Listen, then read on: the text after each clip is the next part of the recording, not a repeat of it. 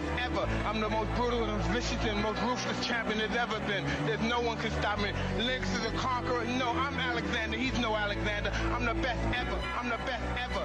I'm the best ever. I'm the best ever. Let's start the party. Et bonsoir à tous et à toutes et bienvenue pour le 63e Unscript Wrestling Podcast. Et ouais, 63, un chiffre particulier pour un podcast qui certainement, je l'espère, sera moins oubliable que le PLE auquel on va parler. Et pour ça, je serai toujours avec Antoine. Bonjour mon cher Vincent, bonjour à tous. 63, je sais pas si c'est un nom spécial, hein, mais... J'ai clairement dit ça non. parce que ça me passait dans la tête. Hein. Je cherche Et pas ouais, une en fait, signification particulière. J'ai Non, vu mais par 63, contre, j'ai improvisé. Voilà. On arrive, est-ce que c'est pas le dernier épisode de la saison? Ça dépend si on fait Battleground, le week-end de Battleground. J'en parlerai dans la partie Battleground. Tu vas voir le week-end de porc qu'on va bouffer. Enfin, de Ok. porc, entre guillemets. Je vais pas te dire que ça va être du bon catch. Ouais. Mais on va dire qu'il y a un gros week-end catch. Vraiment. Ah oui, ok, je vois. Ok, fin ok, ok. mai, 25 mai 2025. Oui, parce que Money in the Bank, c'est le 9 juin ou un truc comme ça, quoi. Oui, c'est le week-end de la Pentecôte. Donc c'est le 9. Ouais, ok. 8 ou 9, je sais plus. Ah. Ça Exact. arrive vite, n'empêche. Hein. Ça arrive très très vite. Et ce qui est aussi fou, c'est que ça arrive tellement vite qu'on n'a même pas encore les Money in the Bank Qualification Match. C'est super. Bah, ouais, ce sera la semaine prochaine. Oh. Il y a la draft aussi. On sait toujours pas. Oh. Mais ils vont pas le faire, ça, la draft. Je crois pas. Ouais, ils nous ont sorti. Les gars, il y aura la draft après Mania. Les gars. Oh. Après, Arrêtez de croire ce que je dis quand même. Hein. Je suis quand même Triple H. on va pas se mentir, la draft, elle ne sert à rien. Alors. C'est bon, faire une draft tous les 6 mois, un peu plus, ça veut En plus fait, rien la dire. draft ne sert à rien parce qu'ils ont déjà fait des transferts avant. Bah ouais. En fait, ils ont déjà fait leur micro-draft, entre guillemets, d'une façon plus simplifiée pour eux parce que ils font leur choix qu'ils veulent et puis comme ça, il n'y a pas ce côté surprise, entre guillemets, pour les fans de catch. Mais la draft, c'est toujours un petit week-end, une petite semaine sympa, quoi.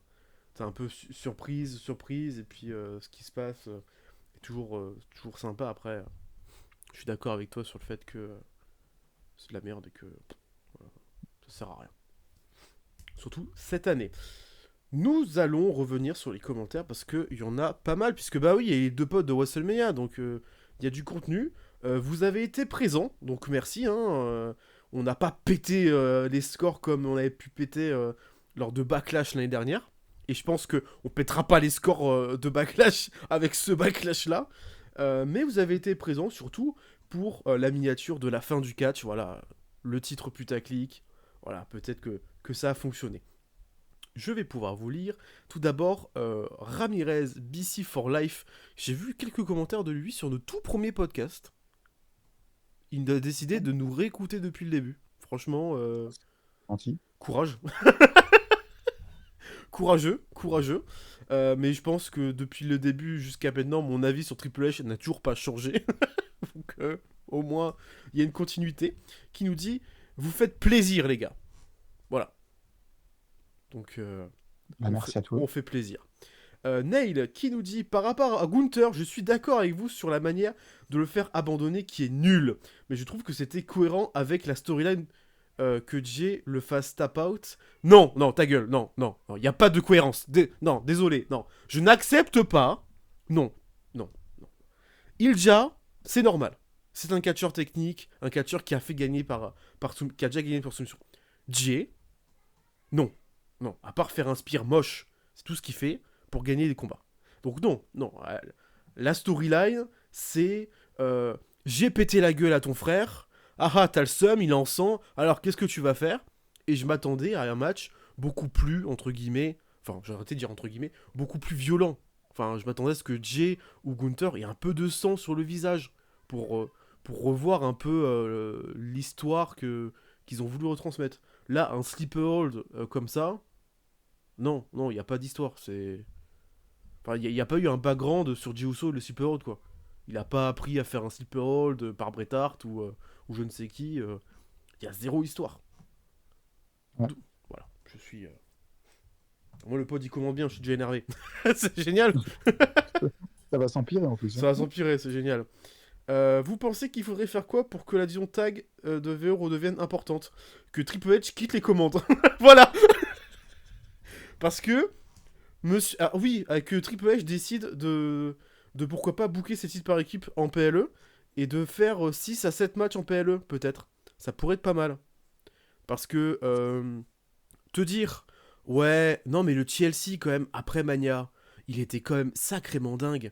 Mais il n'avait pas sa place à Mania parce que, en fait, on avait déjà bouclé la carte et, ouais, quand même, ça avait une gueule de main event et c'est parfait pour SmackDown. Moi, je me pose de plus en plus de questions de est-ce qu'il a vraiment été à côté de Vince McMahon quand il bookait les shows?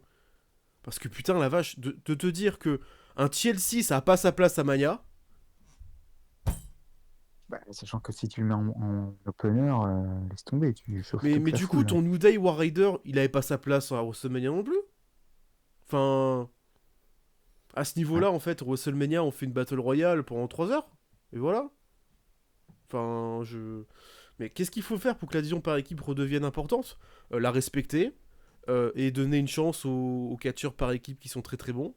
Par exemple, la détresse de la LWO, la détresse de Dragon Lee. Dragon Lee, disparu. La Ouais, c'est détresse, vrai, de toute façon, c'était sûr. la détresse du mec.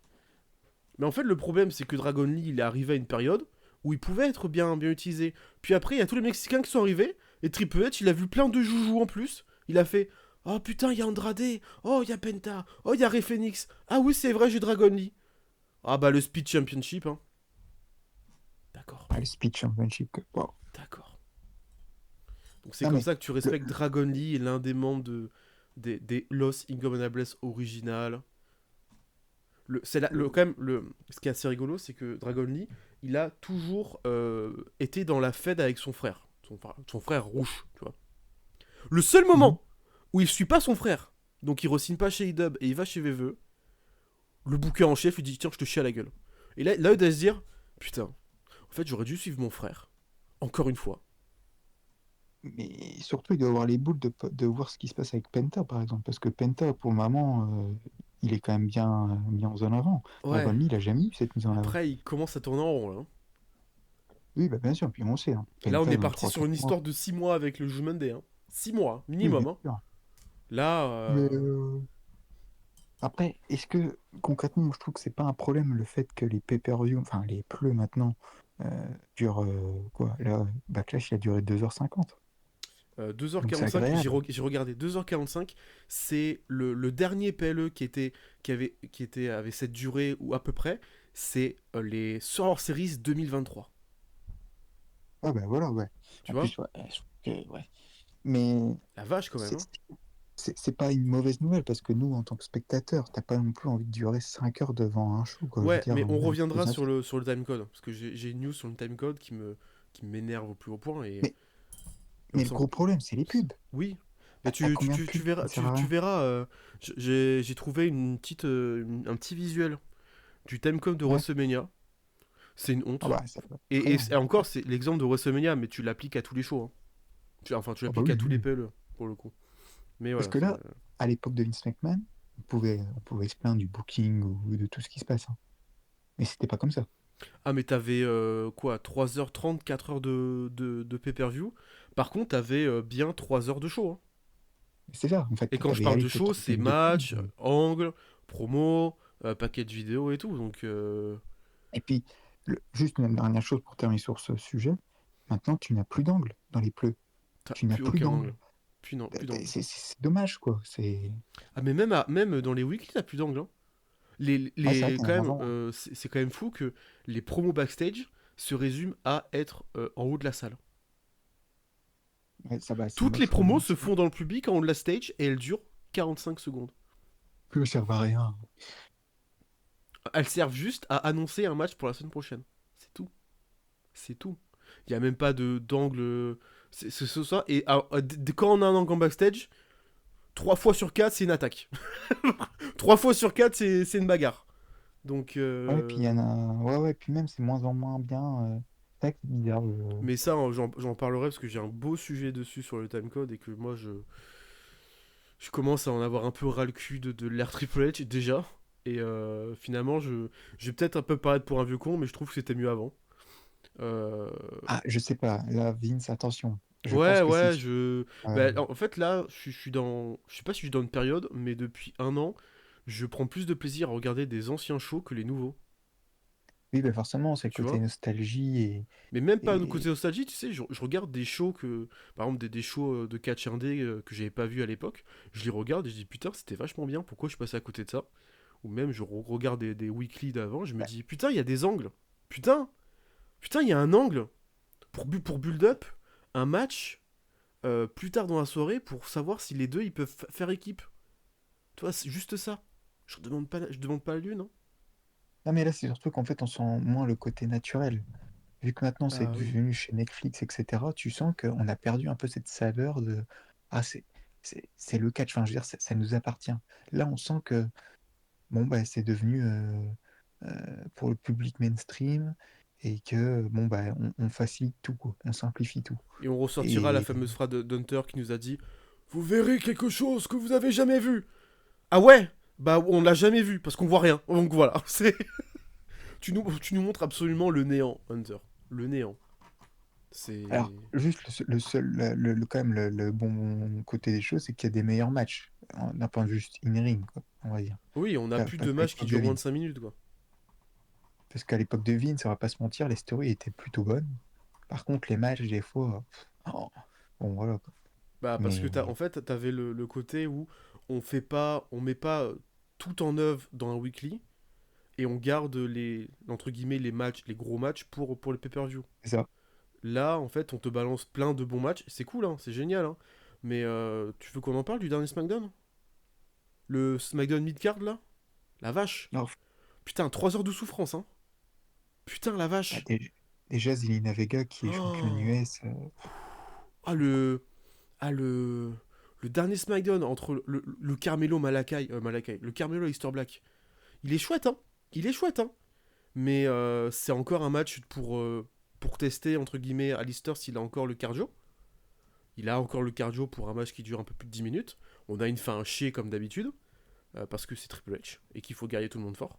un roll-up de Alistair. Un roll-up d'Alistair alors que le mec il fait son retour, qu'il a repris les promo packages qu'il faisait avant son départ, et qu'il avait continué chez EW. Je me dis putain, la blague, c'est quand même la blague. Zelina qui fait un match par équipe, Zelina champion US, Zelina en équipe avec Alexa Bliss. Cette blague. Y a rien qui va. Alexa Bliss qui... Attention, on a eu un angle, hein. Alexa Bliss avec un angle avec Charlotte, qui l'angle ne veut rien dire. C'est un face-à-face, tu te dis, ok, alliance, à confrontation, challenge, tu sais pas en fait, elles t'ont donné aucune info. Aucune info, c'est un bordel monumental. Il y a eu quoi d'autre? Ouais, t'as eu les Street Profits qui ont eu une promo. Dans les Street Profits, on parle quand même des Street Profits. Angelo Dawkins, hein, qui a certainement 3 en delivery. Voilà. Montesfort qui est, je vais pas dire désastreux, mais putain, t'as Fraxium qui vient te couper. Fraxium est en train de parler, il est obligé de parler en même temps. Je fais, mais tais-toi. On dirait Booker T, quoi, NXT. Il parle pendant les promos. Mais t'es pas commentateur, genre... Mais laisse-le parler, laisse-lui dire... Non, il est obligé de le couper et de rajouter des petits mots, tu sais, pour dire, eh, regardez, on est quand même la street. Je fais, oh là là, putain, c'est... Eh, Ah, tu vois la différence quand même du roster entre Raw et SmackDown, hein. Parce que heureusement pour SmackDown, la mid-card, c'est-à-dire Drew, enfin pour le titre US entre Jacob Fatou, heureusement qu'ils sont là, eux, hein. Parce que sinon, c'est dur, hein. waouh, parce qu'il n'y a pas Cody, il y a plus rien à SmackDown, hein. Donc, Ah, mais... Et on peut pas compter sur Sina, puisque Sina, il est ah oui, clairement en apparence limité. Donc Sina, c'est entre guillemets le final boss, si on veut. Bon, faut que je parle de cette histoire. Je sais pas si t'as vu, mais Triple H et The Rock, ils sont en froid. oui, apparemment, après, c'est possible, parce que Après, The Rock, il est je le connu. comprends, hein. j'ai lu un peu ce qui s'était passé. Et je me dis, en vrai, je serais The Rock, mais je l'enverrais Hunter tellement chier, je lui dirais d'aller se faire tous les jours. Parce que, quand même, Hunter, depuis. Alors, je vais être méchant, hein, mais depuis 6 mois, c'est un cancel sur cancel sur cancel. Il a cancel un nombre d'histoires.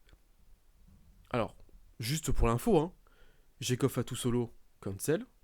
Roxane Perez, Bailey, cancel. Alors Ouais. que le programme était écrit.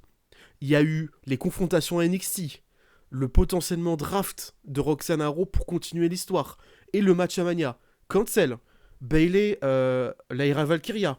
Cancel, parce que, désolé, mais la friction entre les deux, quand elles perdent le... Pas quand elles perdent. Quand Lyra bat Bailey pour le titre inter, potentiellement c'est une friction pour le titre inter à Mania. Cancel aussi. Il y a plein de programmes qui ont été cancel. Et The Rock, je peux le comprendre qu'il doit péter un câble, puisque déjà, euh, lors de... Comment dire, lors de Mania 40, The Rock, en gros, c'était le début du chapitre Rock Cody. Bon, après, il a pété le kayfabe avec la promo du premier héros de Netflix et le roi After Mania 40, il a complètement pété un fuse. Mais le plan original, The Rock voulait que Cody turn heel à Elimination Chamber.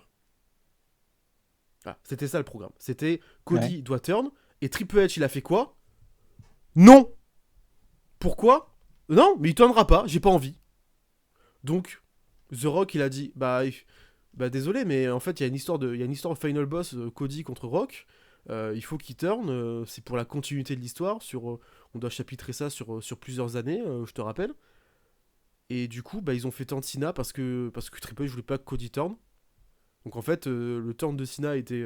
Mais ça, je suis sûr qu'on va le voir dans le documentaire qui sortira cet été. Hein. Le doc qui est prévu de sortir cet été. D'après certaines images de ce qui était sorti, j'ai l'impression qu'on va voir l'écriture du turn de Cena. Et j'ai bien peur que ça soit à cause de Triple H qui dit non, non, mais c'est Cena qui va turn. Cody, faut pas Non, qu'il parce que turn. C'est le gros babyface et tout. Oui, mais en fait, le but, c'est que s'il turn à Chamber pour conserver sa ceinture grâce au Rock, donc Alliance, donc gros turn, donc le Cody Homelander comme on aimerait l'avoir. Ce qui fait que plus tard, il perd la ceinture et il disparaît un peu pour qu'il revienne et qu'en fait, finalement, le Rock lui dise non, mais j'ai cru en toi alors que t'es incapable de gagner, de conserver ta ceinture. The Rock turn sur Cody qui revient face, et ensuite Cody The Rock à Mania pour clore le chapitre Cody Rock. C'était ça l'écriture. Et non, Triple H il mais a en dit plus, non, non, non, non, Cody t'en pas, j'ai pas envie, hein. L'argent, hein, l'argent. L'argent, et puis non, mais en plus, Cody c'est ma coqueluche, c'est mon John Cena. Donc non, non, il faut pas qu'il turn. ça Donc aurait du été coup, 10 fois mieux en plus que Cody. Enfin, depuis en fait, The Rock, il est énervé parce qu'en fait, toutes ces débuts d'histoire, elles ont été coupées court par Triple H. Donc en fait, les mecs, ils sont en froid. Enfin, et ça se puis comprend. même, je pense que bon, moi, John Cena. Eh Johnny euh, là, mon poteau là. non, mais John Cena, bon, on va en parler tout à l'heure quand on fera le main event Très bien. face à Orton, mais euh, ça aurait été 10 fois mieux un John Cena face. Ah mais tellement. Euh, Parce que voilà, il aurait terminé de manière comme il l'a toujours été. Le public aurait été à fond derrière lui. Cody en heel, c'est sa meilleure version, donc voilà. Et The Rock, on voulait le voir quand même, The Rock. Donc, je comprends pas. Après, on connaît l'ego de Triple H. Hein. On verra un jour, je pense que ça va arriver quand Shawn Michaels va peut-être vouloir être dans le main roster, je sais pas, on verra bien. Mais, Après, mec, les deux ils sont tellement potes, ouais, c'est sûr, ils pourraient se sucer, ça choquerait personne, tu sais. Donc à un moment donné, c'est sûr, c'est sûr. c'est Mais, pas Sean qui va entre guillemets casser la machine, et il suit les pas de Triple H. Donc après, non, attention quand même, Triple H, hein, parce que Triple H, ok, c'est le boss du booking, etc. Mais concrètement, ça reste Nick Khan et The Rock. Et si oui, Nick Khan, oui. il Bon, en voit fait, que... le truc qui est compliqué avec la VE actuellement, c'est que c'est qu'en fait la VE est partie en groupe TKO. Et donc TKO, ils ont toute l'organisation de tout le groupe et toutes les entités, d'où les licenciements administratifs qu'il y avait eu, genre ils ont viré des graphistes et des créateurs vidéo et tout de VVE parce qu'en fait ils avaient le même poste que les gens qui bossaient chez UFC. Donc en fait ils ont pris une personne qui va s'occuper des visuels vidéo pour VVE et pour UFC. Est-ce que vous voyez le burn-out venir? C'est impossible de pouvoir gérer deux entités totalement différentes et faire le même taf. C'est impossible. Donc la personne qui est en manœuvre soit va avoir une réduction de qualité et c'est un truc que j'avais trouvé. Alors ça on avait trouvé, on avait fait une petite recherche. Tu sais pourquoi on n'a plus d'effets 3D et pourquoi on n'a plus de vrais titantrons comme à l'époque? C'est quoi, coupure budgétaire, non? Bah parce qu'ils ont viré les mecs qui faisaient ça. Ah oui, d'accord. Tu sais, les titantrons du Big Show, d'Edge et tout ça qu'on avait avec les ralentis, enfin, des vrais Oui, titantrons de catcheurs, tu vois. C'est pour ça qu'on maintenant on a des vieux fonds d'écran avec juste le nom. Voilà. Ça, ouais, et puis, comme on le dit depuis tout à l'heure, mais tout est devenu minimaliste. Les musiques sont catastrophiques. T'as plus de ça, je theme peux song dire. que tu te dis, ah, lui, je reconnais. Enfin, je veux dire, à part les anciens, euh, Ça, t'as du je mal, peux pas quoi. dire. C'est euh, c'est triste, c'est triste. Ah ouais, non, mais on est arrivé dans une ère de merde. Si je peux me permettre de dire ces termes-là, c'est... Mais même, on en parlait en off. Là, parce qu'il y a pas longtemps, il y a quelqu'un sur Twitter qui a remis comment un peu la nostalgie en mettant l'ancien theme song de SmackDown Hero. Il Mhm. mettait les intros. Mais c'était trop bien, ça. C'était trop bien, parce que même si le Ouais, show ouais. était peut-être pas bon, bah, ça te mettait dedans, en fait. T'étais content, quoi, de Ju- lancer ton truc. juste des intros, c'est pas compliqué à demander, quoi. Juste des intros, même ça on en a plus. Même ça on a Ouh, plus d'intro. C'est c'est dingue. déplorable. C'est juste déplorable. C'est pas compliqué en plus, hein. Bah non, c'est Franchement, carrément hein. pas compliqué, mais... Enfin, c'est trop cher d'après certaines sources dans l'aveu. C'est ça qui est un peu dommage. Bon, passons au commentaire suivant, qu'on puisse un peu plus accélérer cette partie commentaire, sinon on va passer 45 minutes dessus et le pod va durer 3 heures sur les commentaires uniquement. Nike qui nous dit: vous en pensez quoi cette nouvelle alliance avec Seth Rollins? Est-ce que ça peut le faire devenir le numéro 1 de la compagnie? Voilà, je te laisse y répondre. Est-ce que c'est pas déjà un peu le cas maintenant, Cess, que Est-ce c'est que le numéro de la est-ce que c'est pas compagnie? déjà un peu le cas depuis 1 an et demi? Bah ouais, hein, parce que depuis que Roman, bon, bah, il a perdu le titre. Cody, c'était peut-être lui le visage, mais concrètement, Seth, il est là tout le temps, quoi. Euh, et c'était lui le MVP déjà de WrestleMania 40. Euh, Là, bah, il a fait une grosse perf à 41. Franchement, il est incroyable, Seth, hein. Donc, bah, pour moi aussi, hein, on peut dire que c'est le visage, hein.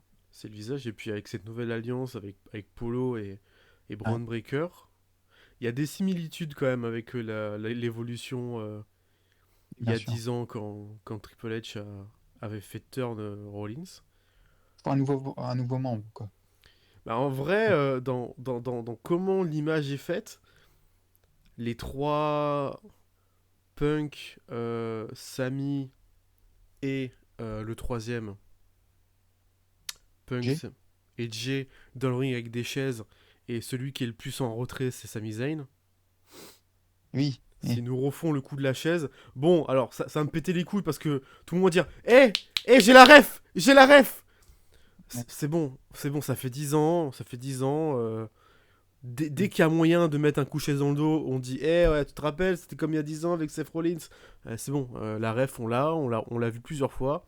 C'est bon, hein, maintenant on peut passer à autre chose, s'il vous plaît. Au lieu de nous dire la ref, la ref, la ref. S'il vous plaît. Donc voilà, après, pour nous, c'est déjà numéro 1. Mais oui, Ouais. à voir où va amener l'Alliance. Il est numéro 1 pour nous. Après, il est pas dans le top 10 de Vincent depuis 3 ans. Donc, bon, Deux après, ans, 2 ans, 2 ans, ah, il 2 ans. 2 ans. Ah, Bon, peut-être troisième année, j'anticipe pour cette attends, année. t'anticipes l'année 2025. Ok, ok. Bah, tu sais quoi, juste pour casser les couilles, je mettrai numéro 10. Voilà, comme ça, voilà. Comme ça, il est dedans. Il est dans le top Oh 10. là là. Ou je ferai comme toi, comme tous les ans. Ah ouais, mais non, mais il est 10ème avec ex aequo avec lui. Voilà, Bon, comme ça. 15e place. Mais bon, non, cette année, on fera plus qu'un top 10 parce que top 10, c'est beaucoup trop compliqué. Enfin, surtout pour moi. Pour toi, un peu moins, mais pour moi, c'est un peu trop compliqué. Bref, passons au commentaire suivant de donc Ramirez qui va nous dire un commentaire bien bien plus long que le premier de la première partie du pod du mois dernier. Sur WrestleMania 41, je l'ai trouvé bon dans l'ensemble, hormis Jay Gunther, Naomi Cargill, le tag match, waouh, avec Becky Hogan. Becky Hogan. Ok, avec Becky Hogan du coup. Le tag match New Day Osef. Putain, c'est quand même beaucoup de matchs que t'as pas aimé pour un show que t'as trouvé bon dans l'ensemble. Mes matchs préférés c'était le Freeway féminin, pas compliqué. Le match de Gable. Non, El Grande Americano quand même. Hein. C'est pas Chad Gable, c'est El Grande Americano. Le main event avec Rollins Reigns Punk qui était une masterclass et tout. J'ai adoré le Flair Stratton. Ok, bah, bien pour toi. J'ai bien aimé le 4-way avec Dom champion. Pourquoi pas, j'ai apprécié. Très content que ce soit Breaker, de ce que Breaker va devenir. Et que dire de ce main event nuit 2, une merde qui, même si logique c'est haché, ils ont tué Cody. C'est un Par avis contre, très constructif sur ce WrestleMania 41. je sais pas si par contre on peut dire qu'ils ont tué Cody, parce que Cody, quand il va revenir, il sera popé et les gens vont encore retourner leur veste. Après, on verra il est en face. Mais non, ils ont pas tué Cody. Cody, concrètement, ça y est, c'est une superstar de Ouais, mais fou là tu maintenant. vois les scènes où juste l'interview post-match et que Cody il te regarde dépité, il se casse, ça fait quand même mal. Tu te dis putain, Ah, bien sûr, mais ils vont jouer là-dessus. tu sens que putain, j'avais l'impression qu'on lui chiait à la gueule, tu vois, que la compagnie lui chiait à la gueule. Bon bah merci, t'es resté un an, maintenant tu dégages. Genre, Après, je pense pour Cody, il devait être heureux également de se dire, attends, j'ai fait 3 fois le main event de Mania là, en 3 ans. J'ai battu Reigns, j'ai affronté Cena dans le main event. officiellement 4 fois, hein, Euh, puisqu'il a fait les 2 nuits de Mania 40. oui, 4 fois, tu te rends compte? Non mais attends. Donc c'est pour ça. Officiellement, mais non, c'est compté comme ça. C'est énorme, tu vois, pour Cody quand même. Donc tu remets ça dans la perspective, bon bah ça va quand même. Il a pas à se plaindre, Cody, je pense. Il a quand même fait un an de règne. Euh, Hmm. Après, voilà, quoi. On verra bien la suite. Ney qui nous rajoute, je pense que pour la symbolique, c'était bien que Cena termine Cody avec un coup de ceinture. WWE, vu toute l'histoire de Finish Story de Cody Rhodes a eu. Oui, cette symbolique, oui, oui, oui.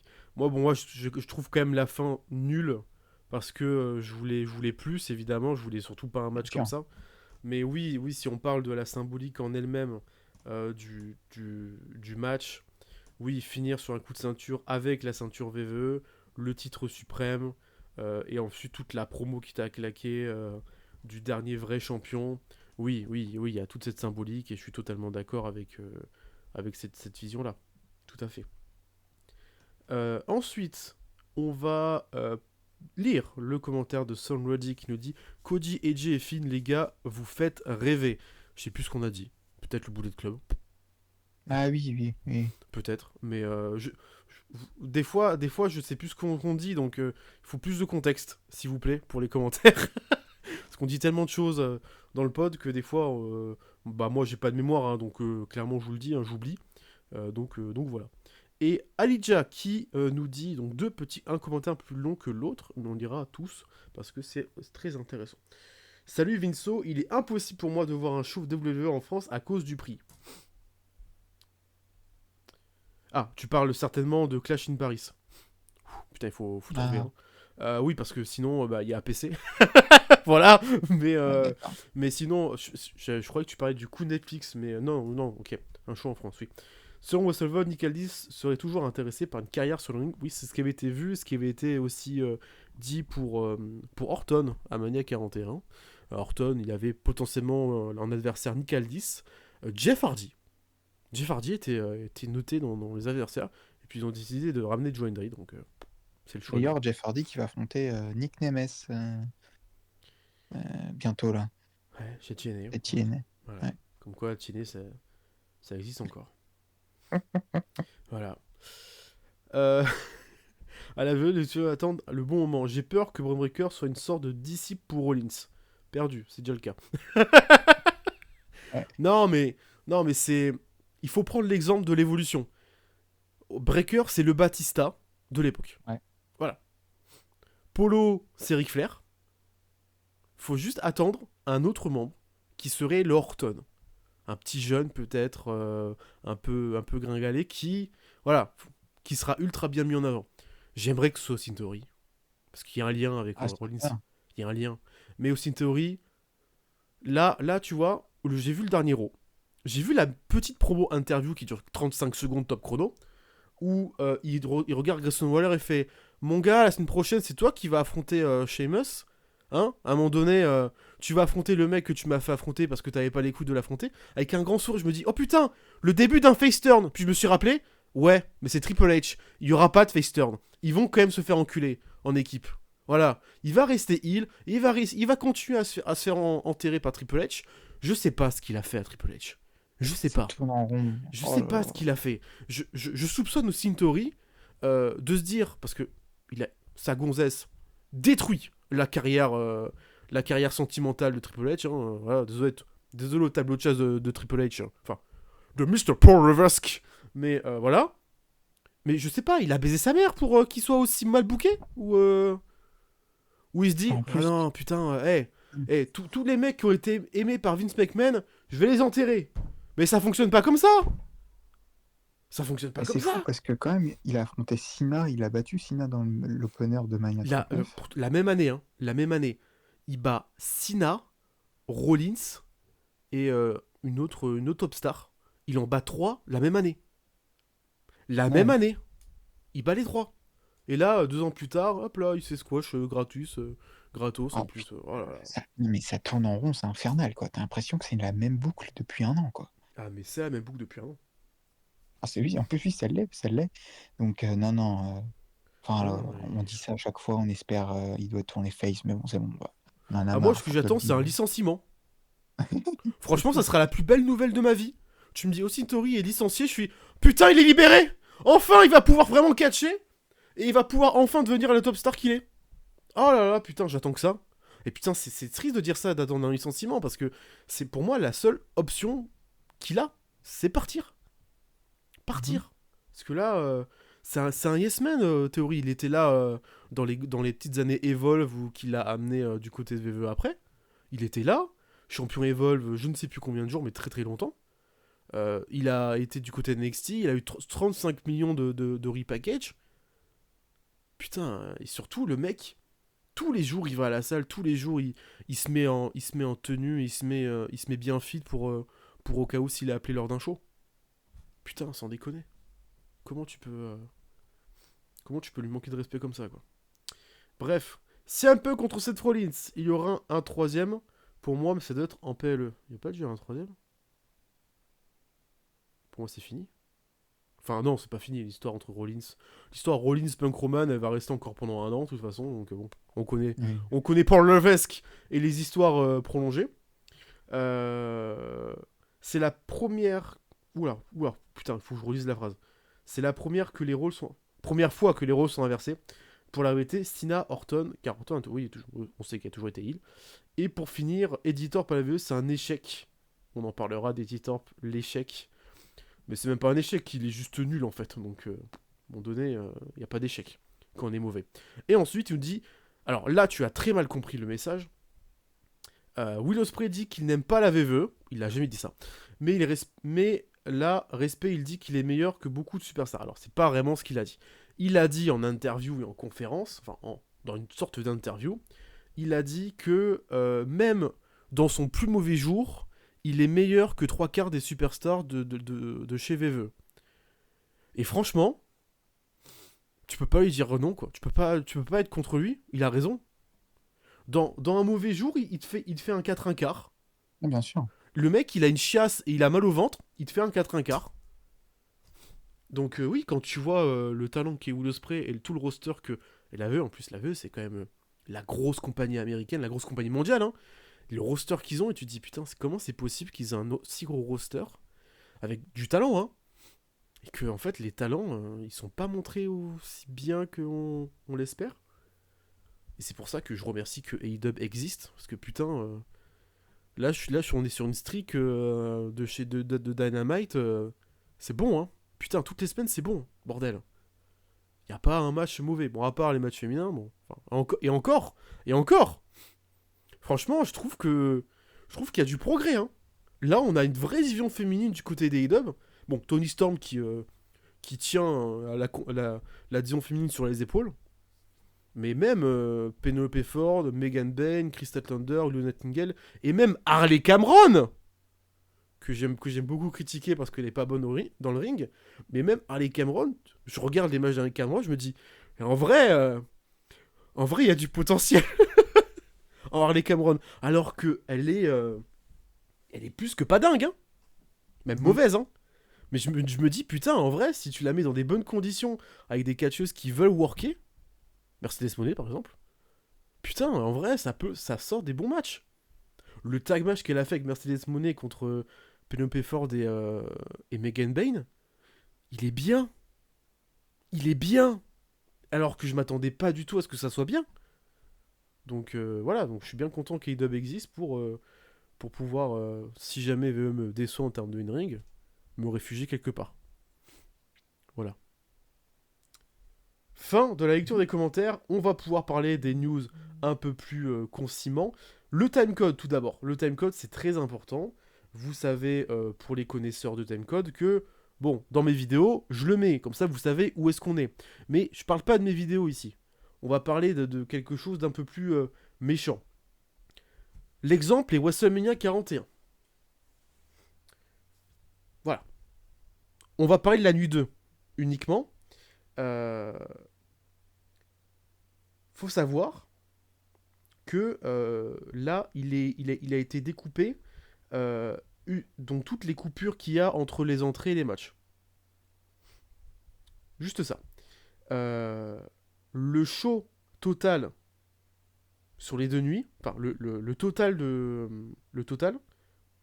est de 4h16 et 13, 13, c'est la moyenne des deux shows. 4h13. On est d'accord. Jusque-là, tu me suis. Combien, à ton avis, il y a de temps de catch Sur 14-13. Non, sur un seul show. On va dire sur un seul show. Parce que c'est un peu mal Ouais, formulé, mais sur un seul show. Combien sur... il y a de moments de catch Attends. Donc, sur le premier show, qui dure 3 heures, je crois, le premier Mania, il dure 3 ou 4 heures. Et le deuxième aussi. De toute façon, les deux durent 4 heures. 1h30. On est sur 1h33 de catch. Ah, c'est fou. Sur 6 matchs 7 matchs Non. 1h33 de semaine. catch. C'est-à-dire que le temps de catch prend à peine la moitié. Et encore, là, on est sur WrestleMania. Donc, on est sur un match un peu plus élevé. Si on prend sur Backlash, 2h48. Si on calcule, et là, peut-être que là, je vais faire le calcul, parce que là, ça peut être intéressant. Je compte pas les entrées dedans. Hein. Je compte uniquement le temps de catch. Donc, je fais mon petit calcul rapidement.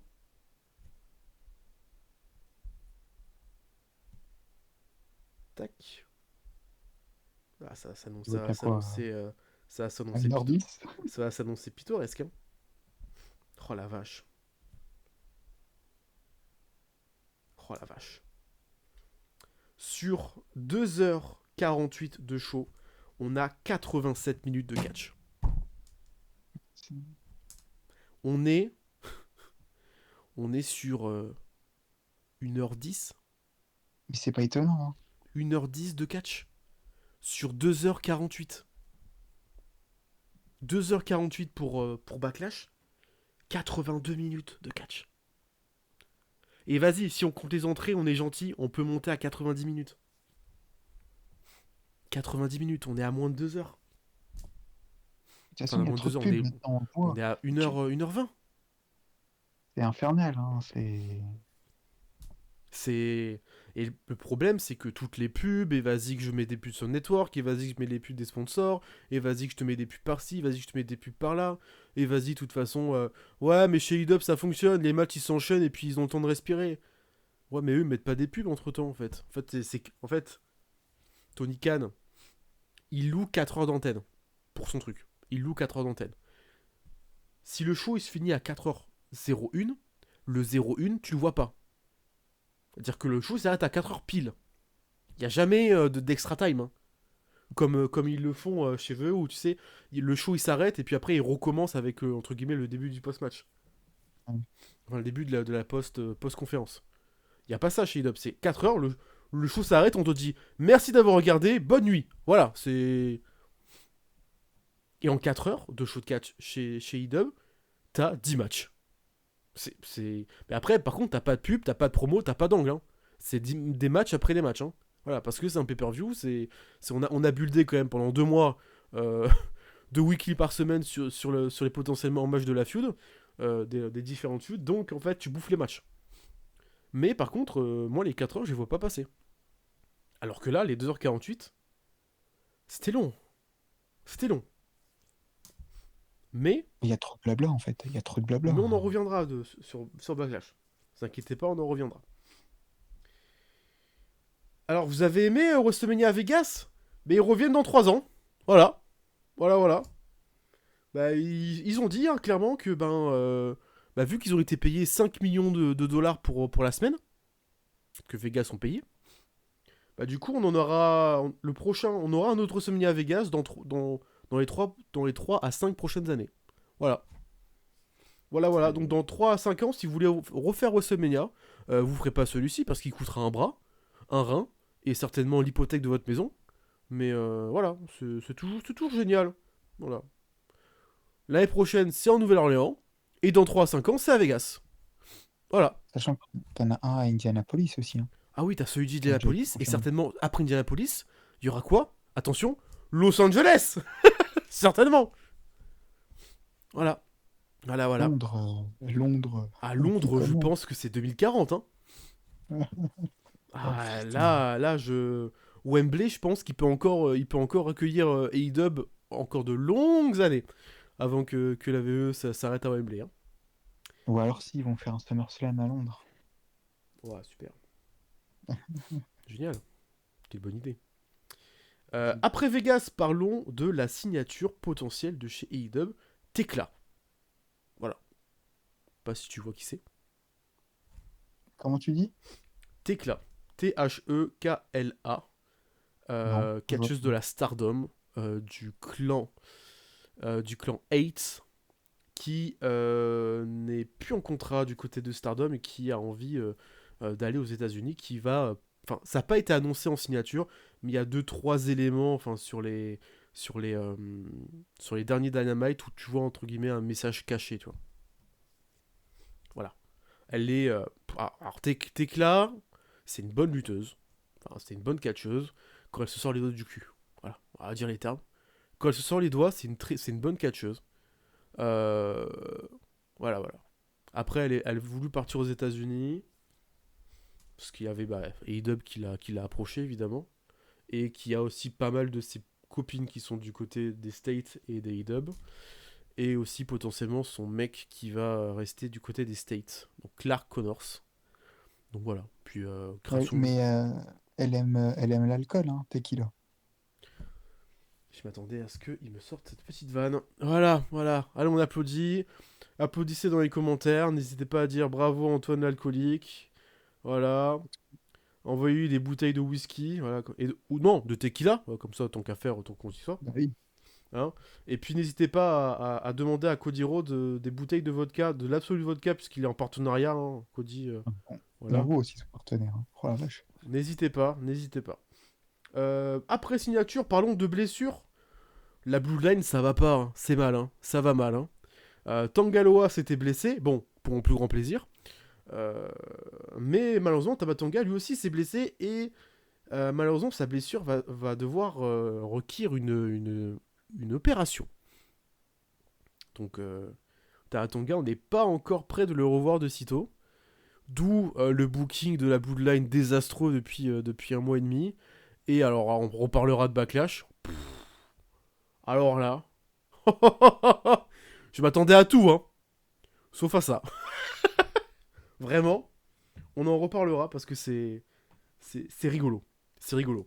Mais pas dans le bon sens. On va parler, puisque blessure, signature. Triple A, on en avait parlé du rachat, tout ça. Comme quoi, le week-end de Money in the Bank, il y aura le World Collide entre Triple A et VVE. Et que lors de Triple Mania, ils vont balancer tous les catcheurs VVE mexicains qu'ils ont, dont Dragon Lee et Los Garza, hein, qui sont des légendes de CMLL. Voilà. Encore une fois, le racisme est fort du côté de Paul Levesque et de la VVE. Mais surtout, ce qui est intéressant, c'est que les contrats, ils sont maintenant chez VVE. Et je vais vous dire 2-3 noms assez rigolos. Bon, on a El Hero del Dr. Vanner Jr. qui voulait signer chez VVE après son contrat chez Noah. Mais la VVE ont dit non, t'es trop vieux. Donc il est parti chez AAA. Bah finalement, il a un contrat VVE. Voilà, il est content. C'était son rêve de signer chez VVE. Bah non, c'est fait. Bon, El Hero del Vikingo, hein, qui sera maintenant certainement le nouveau joujou de Triple H, bien sûr, a signé du côté avec ce partenariat. Donc t'as la Parka, t'as la Hydra, t'as Lady Flammer, Lady Marilla, Nino Hamburgues. Voilà, mon accent est dégueulasse. Mais surtout, tu as 2 cancels. Tu as le grand Alberto El Patron. Et tu as surtout Marty Scurll. Alors ça, les 2 cancels qui frappent des femmes. Bon, il y a déjà Gigi McDonough qui a eu son laissez-passer. Est-ce que Alberto et Marty vont avoir un laissez-passer de Paul Levesque? Bon, je pense que s'ils vendent bien et qu'ils sont sympas, il y a peut-être moyen qu'ils ont un laissez-passer. Bon, voilà. Voilà, ce que je redoutais, hein. C'était ça, hein, avec le rachat. Que les contrats AAA soient les contrats VE qui puissent pas les cut. Et là, j'ai pas l'impression qu'ils vont les cut, hein, vu ce qui s'est passé. Voilà, c'est chouette, hein. C'est chouette. C'est chouette. Bravo la compagnie. Bravo le catch. Le catch est fort. Mais bon, qui dit signature dit renvoi. Voilà. Alors les renvois, oh là là. Alors les renvois, pour commencer, je vais en parler. Et ensuite, on va pouvoir peut-être commencer à mettre en place et se poser des questions sur les choix de Triple H. Puisque on parle du groupe TKO. Le groupe TKO a dit on a des coupes budgétaires. Il faut qu'on libère des contrats. Puisque on a claqué de l'argent pour AAA et il y a les contrats. Donc il faut qu'on libère de la place. Donc ils ont libéré de la place. Ils ont mis ça sur le dos, parce qu'ils sont forts. Hein. Ils ont dit les releases sont dues à une coupe budgétaire et au fait que les personnes qu'on a virées sont ceux qui bossent le moins. J'ai fait oh le culot. Et aussi parce que certaines sont trop vieux. Alors, moyenne d'âge des licenciés, c'est 28 ans. Hein. Voilà. Alors qu'ils ont encore des catcheurs qui ont 40 ans passés et qu'ils ont, rappel, ils ont signé Jeff Cobb qui a 41 ans. Hein. Oui, mais en plus. Mais Jeff Cobb, ouais, c'est un laissez-passer. Voilà. Bah oui, c'est un laissez-passer. Il a fait des tryouts il y a 10 ans. C'est un laissez-passer. Et puis Jeff Cobb, Hawaii. Rousseff et Aleister Black, là. Ah bah oui, attends, Rousseff et Aleister Black, les jouent Triple H. Rousseff, on va pas lui dire que Rousseff, les 2 dernières années avant qu'il se fasse renvoyer, il en branlait pas une? Est-ce qu'on va lui dire que les 4 ans qu'il a passé chez UW, il en a pas... Est-ce qu'il en a branlé une? Je crois pas. Parce que quand il était pas booké, il était sur Twitch. À jouer à FIFA. Voilà. Si vous voulez une carrière sur Rousseff, hein, c'est le moment où s'est mis en hiatus parce que il avait pas envie de worker face à un certain catcheur et qu'il devait perdre. Il a dit je bosserai pas, je reste chez moi, et il a fait fut champion sur FIFA en live Twitch. Voilà. À crier à la Madrid toutes les 2 minutes. Voilà. Si vous voulez. Après, on va me dire que Rousseff, c'est un bosseur. Oui, bien sûr. Je vais vous croire. Mais tu le vois déjà, Arrow, ils savent même pas quoi en faire de Rousseff. Ouais, ils ont fait un match. Enfin, ils ont fait une attaque, un match. Et là, voilà, voilà. C'est... Bref, reparlons des noms. Alors, Shayna Baszler, Dakota Kai. Surprenant. Bon, Dakota Kai, elle a ouvert sa gueule. Elle a dit, elle avait répondu à Nick Khan sur Twitter, c'était rigolo. Nick Khan qui a dit, nous, on n'a pas des gens signés pour qu'ils soient sur la touche. Dakota Kai a été mise sur la touche alors qu'elle était apte à catcher. Donc voilà, elle a juste dit, bon lol, vraiment vous mettez personne sur la touche, lol. Et puis donc elle s'est fait virer certainement dû à ça. L'intouchable Braun Strowman s'est fait dégager. Voilà. Bah certainement parce qu'il a dit des propos anti-Trump. Voilà. Comme ça, comme quoi le parti politique a une importance dans une campagne catch. Kaden Carter et Katana Chance, bon c'est pas une grosse perte. Gigi Dolin, bon c'est pas une grosse perte. Eddie Thorpe, c'est pas une grosse perte. Javier Bernal, voilà, Javier Bernal, pour info, il revient de blessure. Voilà, il prend la porte.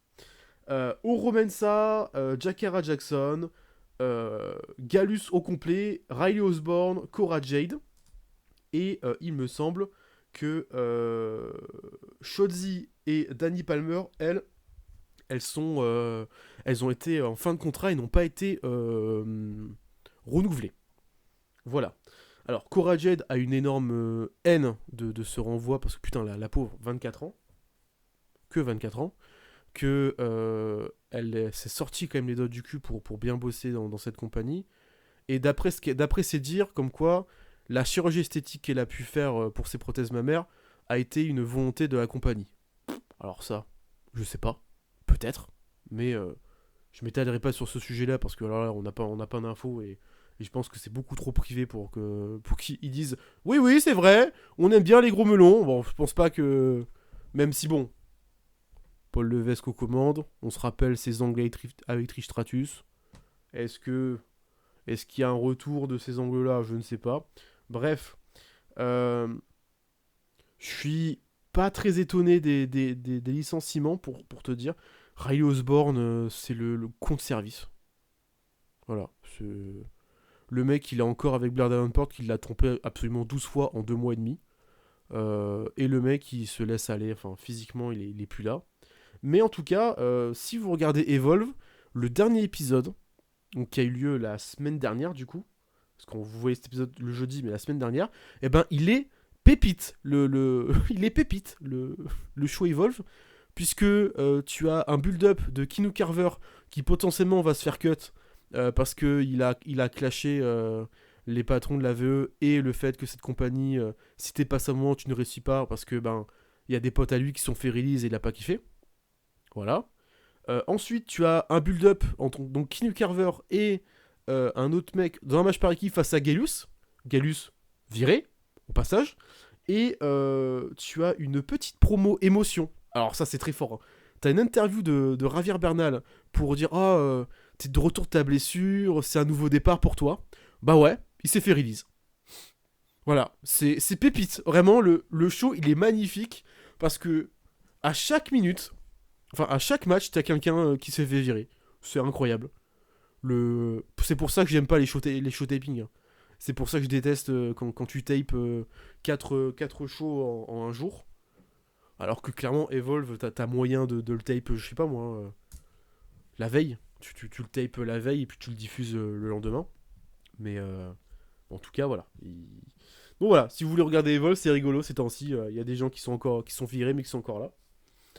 Eddie Thorpe, j'ai très peur parce que Eddie Thorpe, c'était New Japan Pro Wrestling, Carl Fredericks, Bullet Club War Dogs. Et Carl Fredericks, déjà, c'était de la merde. Eddie Thorpe, c'était vraiment nul. Et retourner sur New Japan, je suis pas vrai, j'ai pas envie. J'aime pas Eddie Thorpe. Qu'il aille faire son DJ là et qu'il casse pas les couilles à vouloir essayer de catcher. Mais voilà.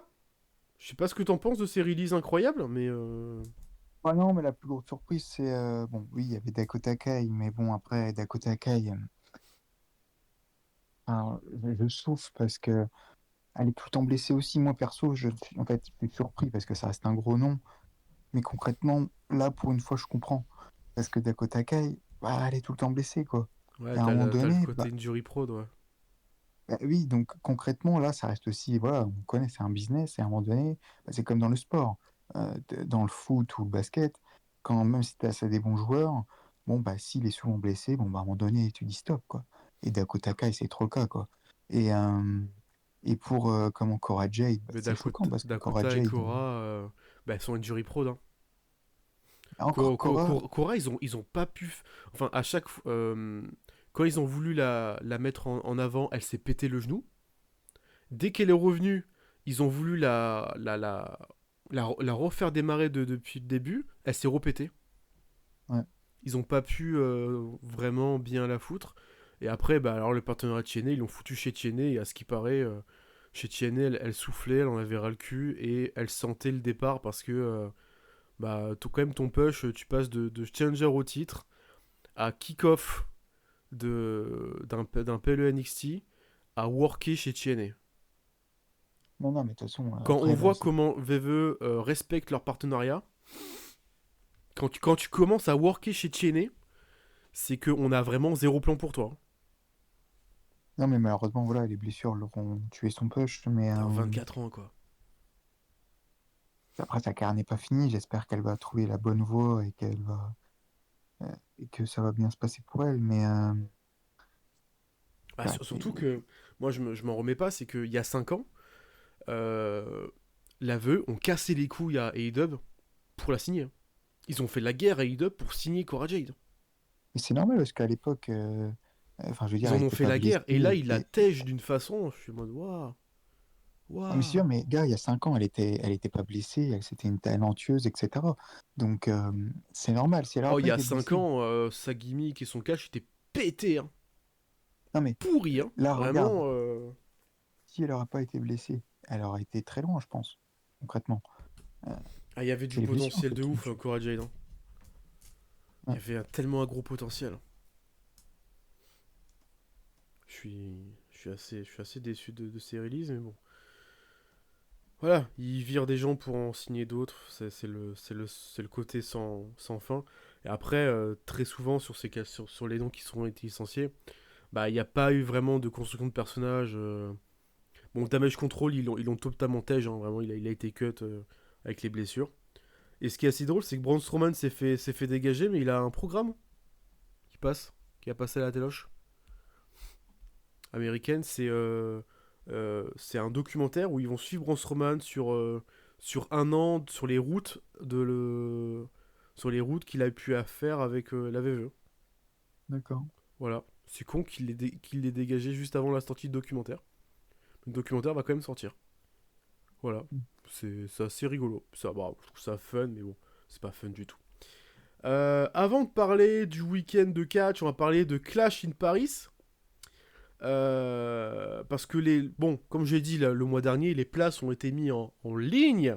Vous avez peut-être pu avoir votre package pour Clash in Paris et pour Raw. Moi, oui.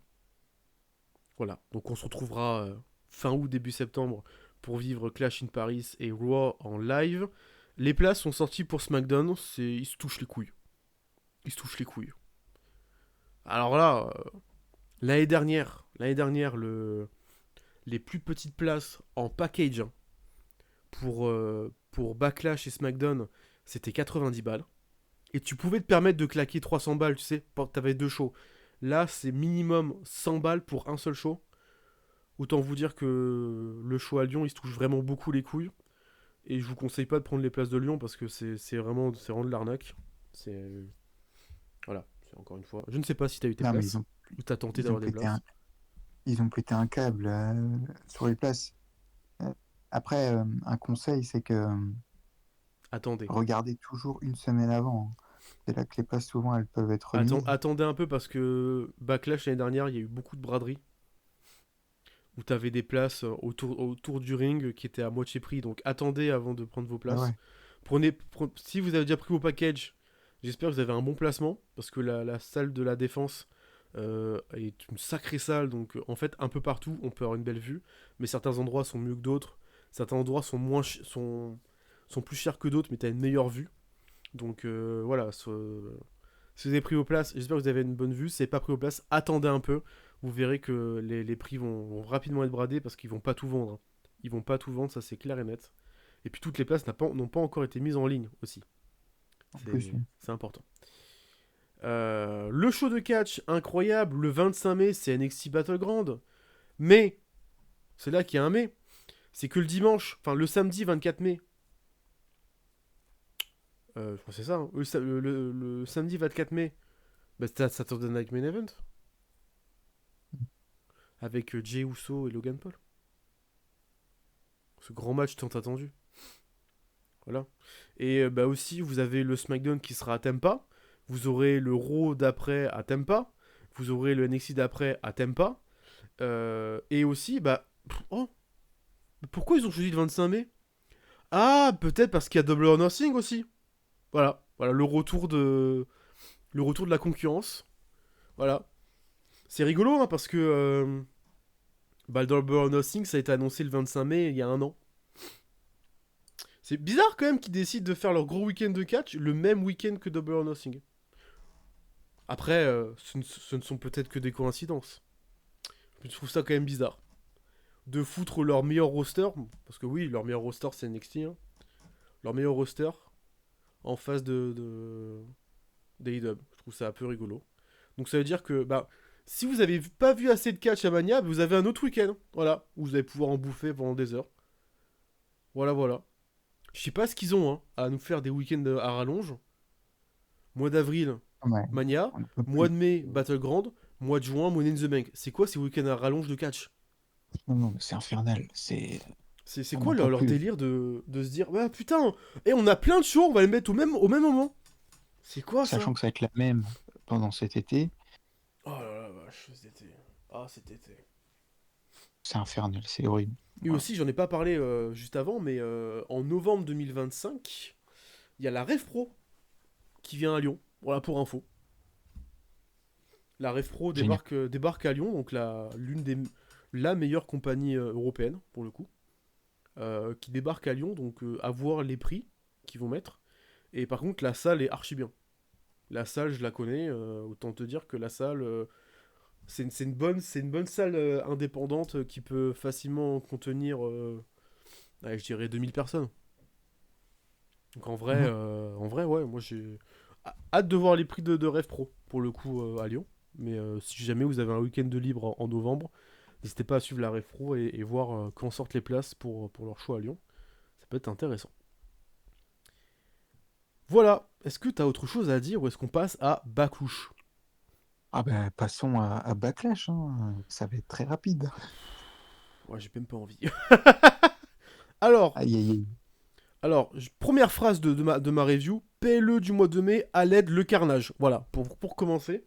Comme d'hab, hein. Voilà, on était le 10 mai 2025, une belle date le 10 mai, une belle date, au Enterprise Center à Saint-Louis dans le Missouri, commenté par Michael Cole et Wade Barrett qui prend le rôle de Pat McAfee, puisque Pat McAfee a un match. Et oui, vous l'avez peut-être loupé cette information, mais Pat McAfee avait un combat, pour notre plus grand plaisir. Voilà. Mais c'est pas grave, on a eu un countdown très intéressant que je n'ai pas regardé. Certainement très intéressant. Mais vous inquiétez pas, on va résumer tout ça très très rapidement, et enfin pas rapidement, très concis et d'une analyse complète de ce show. On va commencer avec le match de la soirée. Voilà. Le titre des États-Unis, Fatal 4-Way. Jacob Fatu défend la ceinture face à Drew McIntyre, l'homme volé, contre LA Knight, la méga star, et contre Damien Priest, le pistonné. Voilà. Oui, parce que j'ai ma haine. J'ai ma haine dans ce match-là. Drew McIntyre, il a gagné son match de contender. Pourquoi il y a un Ouais. Fatal 4-Way? Surtout, Bah, c'est ce pourquoi que... Pourquoi il y a l'annonce du Fatal 4-Way alors qu'il est même pas dans l'angle? bah, c'est ce qu'a dit Solo Sikoa dans les SmackDown d'avant. Il a dit pourquoi c'est pas Drew qui est le challenger de Fatou. Et d'ailleurs, c'est pour ça que ça a enclenché un Fatal 4-Way, mais bah ouais, c'est bizarre. Mais c'est totalement débile. Genre, McIntyre gagne le match. Bon, il y a une intervention et tout, mais il gagne le match. Il gagne le match quand même. Challenger au Ouais. titre. On lui dit non, non. Ah, mais Damien Priest, tu l'as battu à Mania. Il est challenger aussi. Bah non, j'ai gagné. Ouais, mais il faut un Fatal 4-Way. Non, j'ai gagné. Ouais, mais tu veux un match contender, d'où tu rajoutes des gars. Bref, bon, le Fatal 4-Way, 18 minutes 14 de Spotfest, c'était magique, c'était trop bien. Vraiment, c'était très très bien. Tout le monde a eu sa part de gros spots, de grosses mises en avant. Surtout LA Knight. LA Knight, vraiment, je me suis dit, bah, donnez-lui la ceinture tout de suite, hein, tant qu'à faire. Hein. Parce que là, vraiment, là, les signaux, ils sont forts. Hein. 3 fois champion des États-Unis, allez-y. Hein. Donnez-lui la ceinture, c'est parti. Franchement, et très très cool aussi le spot où chacun a porté son finish. On a une Swenton. De Jacob Fatou, on a le Shock Slam de LA Knight et là t'as le Claymore Kick avec prise qui s'écroule sur LA Knight et Ah, c'était bien ça. McIntyre qui casse le tombé. C'était très intelligent et c'est vraiment très spot fest. Voilà, là j'avais l'impression de voir un match indé. Hein. Clairement, c'était un match indé que je voyais très très cool, plein de spots. Le Claymore sur LA Knight, je me suis dit putain, ça y est, Drew champion. Mais non, l'arbitre se fait tirer par Damien Priest parce que, bah, rivalité, hein, les deux sont encore en rivalité, donc voilà. Donc ça se bagarre, ça se bagarre, ça se bagarre. Dans le public, voilà. Oh, comme par hasard, il y a des caisses qui sont mises en place. Oh, des tables en contrebas. Eh, franchement, merci le staff. Hein. Ils ont fait du bon boulot. Hein. Donc du coup, bagarre dans le public. Soul of Heaven depuis les caisses sur les tables en contrebas. Donc McIntyre décédé à ce moment-là. La nuque. La nuque surtout, de McIntyre aussi, rip. Damien va pouvoir revenir un peu plus tard dans le ring. LA Knight qui lui était en train de placer Jacob Fatou et qui allait faire son elbow Megastar top rope, enfin top rope elbow Megastar, enfin bref. Mais Solo, il a dit Nana. Voilà, LA Knight, il a tiré Jacob Fatou, mais violemment en plus, hein. Il l'a pas ménagé. Et là je me dis oh putain, évidemment la Bloodline, évidemment. Mais je m'attendais à tout sauf à ça. LA Knight qui confronte Solo Sikoa et Solo Sikoa, non. LA Knight se fait attaquer. Là, dans ma tête, je me dis Ikuléo le grand Ikuléo, il va peut-être enfin débarquer. Ou Lance Anoa'i, le dernier Samoan de la lignée qui a été signé. Et puis, c'est Jeff Cobb. Voilà. Jeff Cobb attaque LA Knight, le plat contre le poteau. Un Jeff Cobb hein, qui a fait le voyage rapidos aux États-Unis, qui a participé à une convention la veille, qui a repris l'avion pour arriver à Saint-Louis. Enfin, quand même, la veille, il était en Californie. Hein. Donc le mec, il a, je pense, à son actif avant le spot, il a 4 heures de sommeil à tout casser. Oui, parce qu'il était en Californie pour l'événement de Tony Hawk, il me semble. Il y avait un événement à Tony Hawk. Et puis, quelques heures après, il était à Saint-Louis pour attaquer les Knights. Et Jeff Cobb attaque les Knights. Il le démarre, hein, il le déglingue. Il le ramène dans le ring.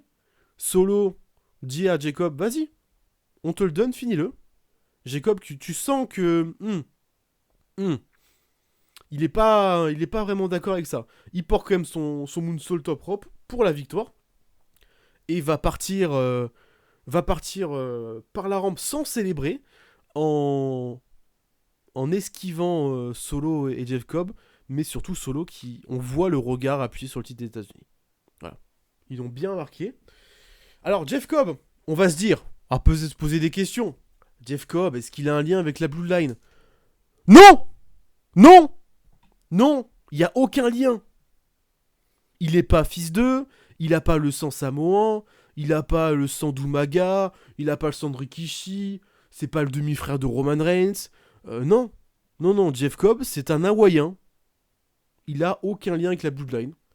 Non, mais ça passe. Donc j'ai une peur énorme, c'est une réécriture. Comme ce qu'ils ont fait avec Bronson Reed. Bronson Reed, quand il a rejoint la Bloodline lors du Wargame, encore, ils l'ont pas expliqué. Ils l'ont pas dit. Ils l'ont pas dit s'il faisait partie de la famille. Mais ils ont fait une sorte de petite réécriture. En mode, ouais, mais vous voyez son tatouage, c'est Samoan. Ta gueule. Non, ça fonctionne pas comme ça. S'il a pas les gènes, c'est pas un monde de la Bloodline. Genre à quel moment... Donc voilà, Jeff Cobb qui rejoint la Bloodline, puisque les blessures. Mais ça n'a aucun lien. Et surtout que Jeff Cobb débarque. Les gens, ils savent pas qui c'est. Oui. Michael Cole qui fait oh, et Jeff Cobb. Moi je suis en mode quoi? Mais à quel moment c'est lui? À quel moment c'est lui qui vient? Et les gens, j'ai vu des réacts, ils savaient pas qui c'était. Non, mais Je crois que c'est pire que MCMG. en termes de pop. C'est pire. Enfin, les gens, ils ont pop parce qu'il y a une attaque. Ça rappelle C'est... Kerry Sane qui Attention, hein. était débarqué. Non, mais Attention à Jacob, hein. le match était bien, hein. Il était vraiment bien. Ah, le match, il est super, hein. Euh, Jacob, Après, ouais, on verra la suite, quoi. Mais oui, la réalité est bien. En même temps, t'as 4 bons gars dans le ring, donc c'est cool. Euh, c'est un peu dommage pour Drew, parce que Drew, t'as l'impression que il a fait une énorme perf contre Damien à WrestleMania en le battant de manière impressionnante. T'as l'impression que ça va être reparti encore la réalité avec Priest. C'est énervant, en fait, ce qui se passe avec Drew, parce que Drew mérite d'avoir son titre et pas mais pendant 5 secondes. je sais pas comment ils sont dans l'écriture au poste parce que, en fait, que t'aies un match en PLE, c'est pour finir une histoire. T'as un match en PLE. T'as un match surtout Street Fight. Donc c'est quand même une stipulation pour te dire, En plus, c'est la der des der, tu vois. Comme, comme le Hell in a Cell entre Drew et Punk, ça a fini après. Ça a fini. Et je sais pas, dans l'histoire, ils se disent, ouais, bon, ils ont un Street Fight, mais ouais, bon, on peut continuer. Non, on continue pas. Non, non, non, c'est fini. Vous arrêtez. Enfin, vous les gardez dans le même roster, mais enfin, vous les faites disputer d'autres personnes. Vous faites genre qu'ils se croient jamais. certainement qu'ils vont s'affronter pour la mallette, là, pour la qualification au Ah, mais Money in the c'est Bank. soit ils seront dans la mallette dans la qualification, soit ils se retrouvent directement au Money in the Bank. Hein. Oui, certainement, ça va être ça, hein. Euh, Oh on là rappelle, hein, c'est Drew qui a gagné l'année dernière, hein, la là. mallette. Ouais. Ensuite, face à Priest, hein, justement. Mais, euh, mais bon, voilà, non, j'ai mis 4, moi, à ce match. Moi, je suis à 4 1 Ah, quart. 4 1 quart, ok. 4 1 quart comme match. 4 1 quart. Sinon, ben, on continue les annonces, hein, puisque Riyad, le 28 juin, va accueillir Night of Champions. Voilà.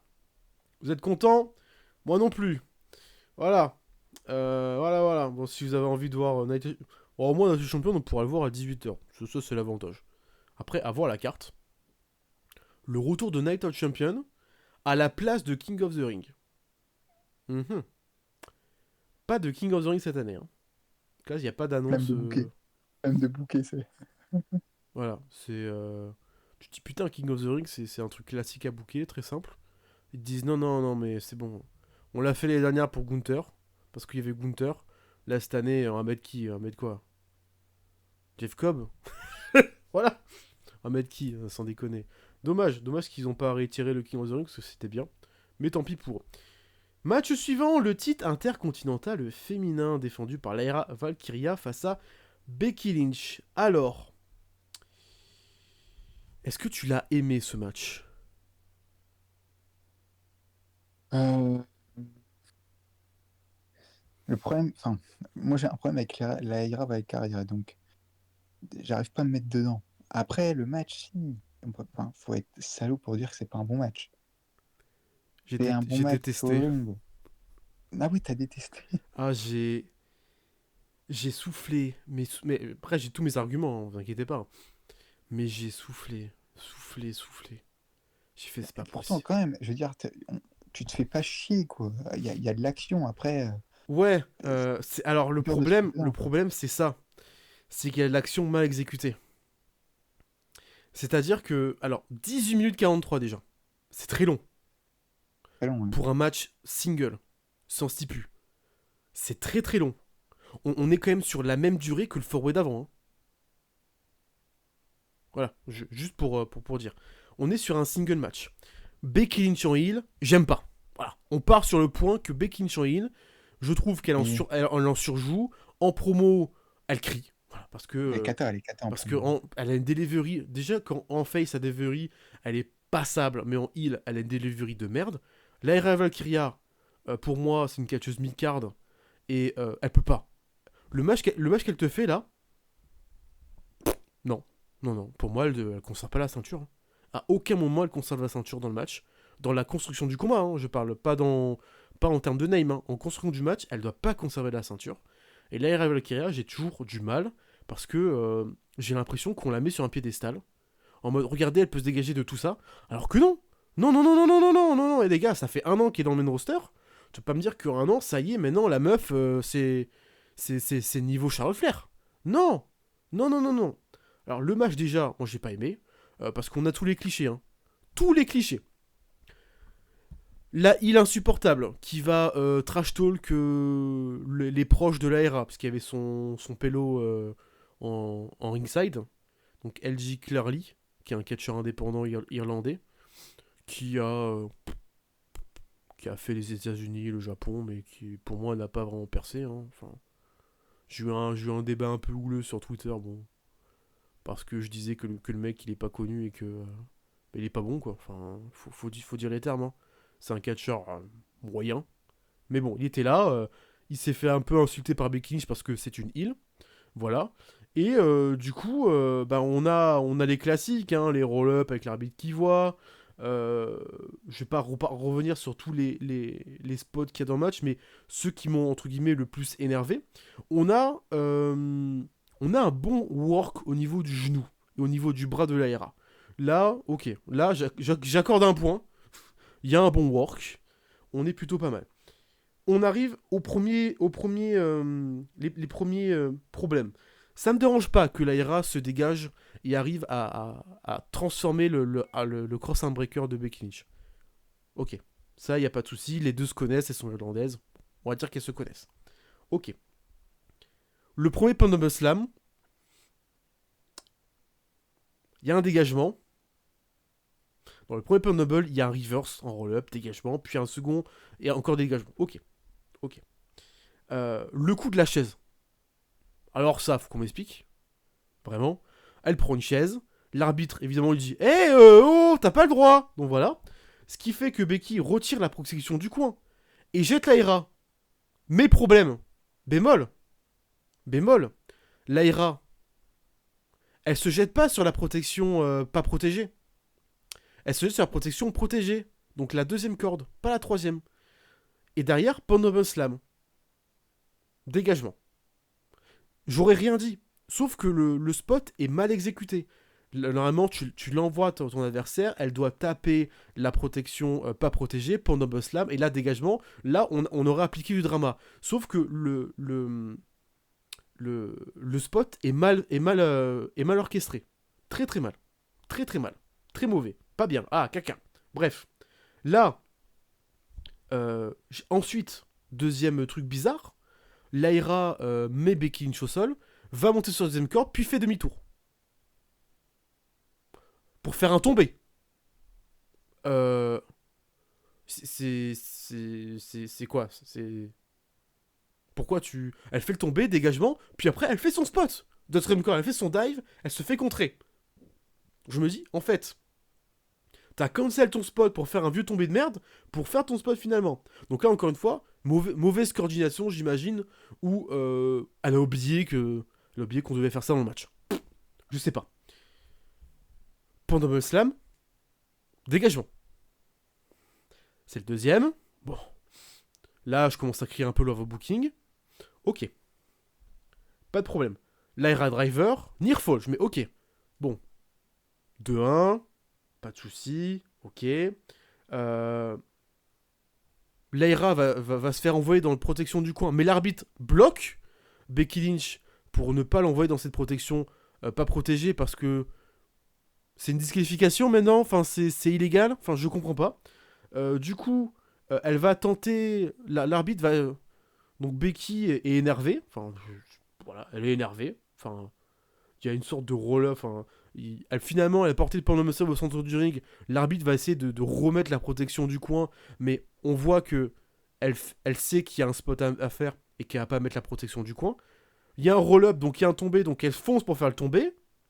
Dégagement. Ensuite, changement en roll-up, rechangement en roll-up, et victoire de l'Aira Valkyria sur un roll-up. Derrière, Becky Lynch saute sur l'Aira Valkyria, lui pète la gueule. Bon, l'Aira a mal au pif. Je sais pas si c'est un work ou si c'est vraiment tapé quelque part, mais bon.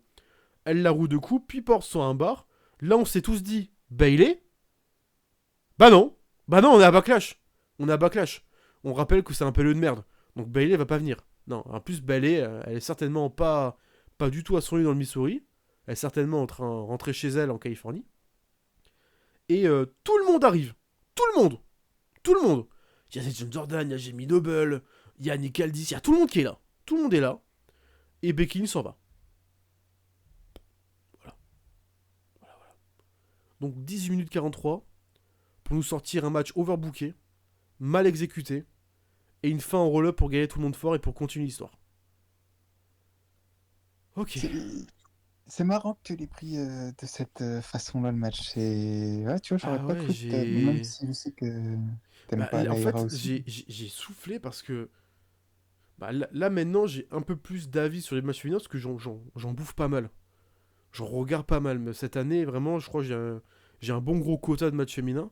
Mais là, juste le spot où elle monte sur le deuxième corps puis elle fait demi-tour pour faire le tomber, je me suis dit, il y a un souci. Il y a un problème. Elle est pas, elle est pas sûre d'elle. Enfin, il y a. Elles ont pas répété le match avant. Après, le coup de l'envoi dans la protection du coin, où elle loupe, elle tape la protection qui est protégée et pas celle qui est pas protégée. Bon, c'est peut-être un loupé, peut-être qu'elle a glissé, je sais pas. Mais. Ah, il m'a fait souffler ce match. Hein. Ah, ok, tu vois, j'aurais pas dit, j'aurais cru que.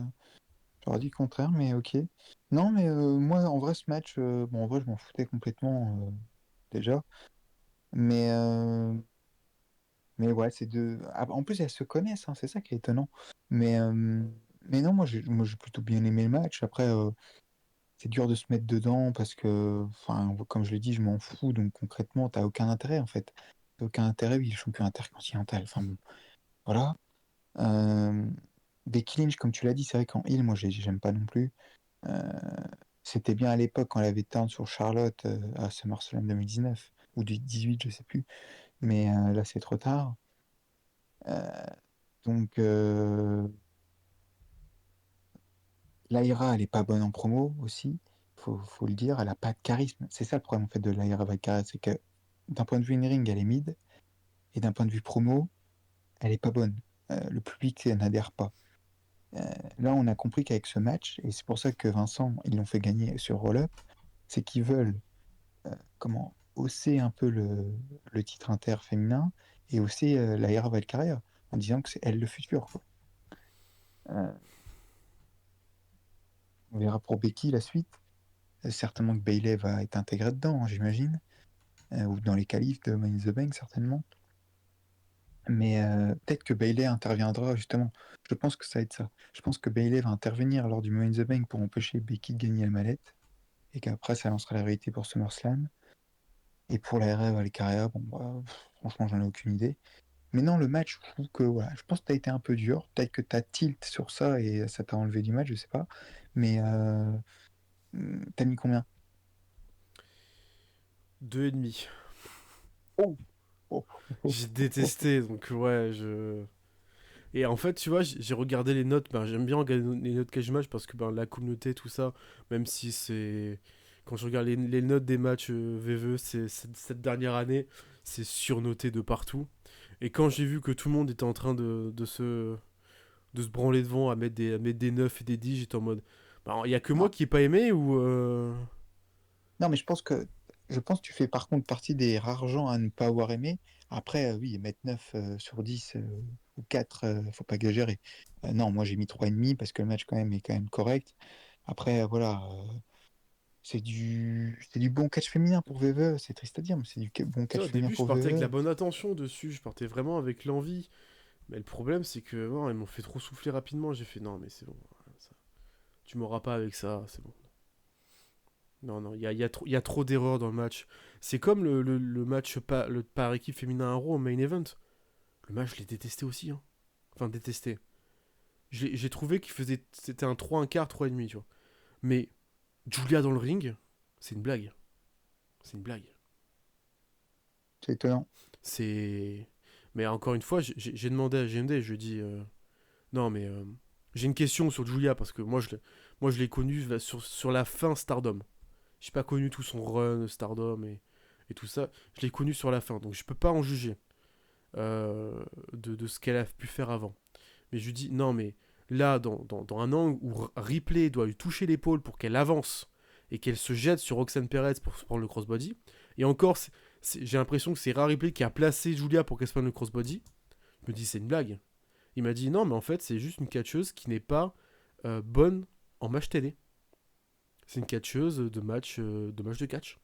Chez Stardom, en fait, il n'y a pas ce côté où il faut être devant la caméra, devant l'hardcam et tout. Voilà, c'est juste une catcheuse qui n'est pas fait pour la télé. Ce qui est tout, C'est tout l'opposé de, problématique, quoi. de Stephanie Wacker, tu vois.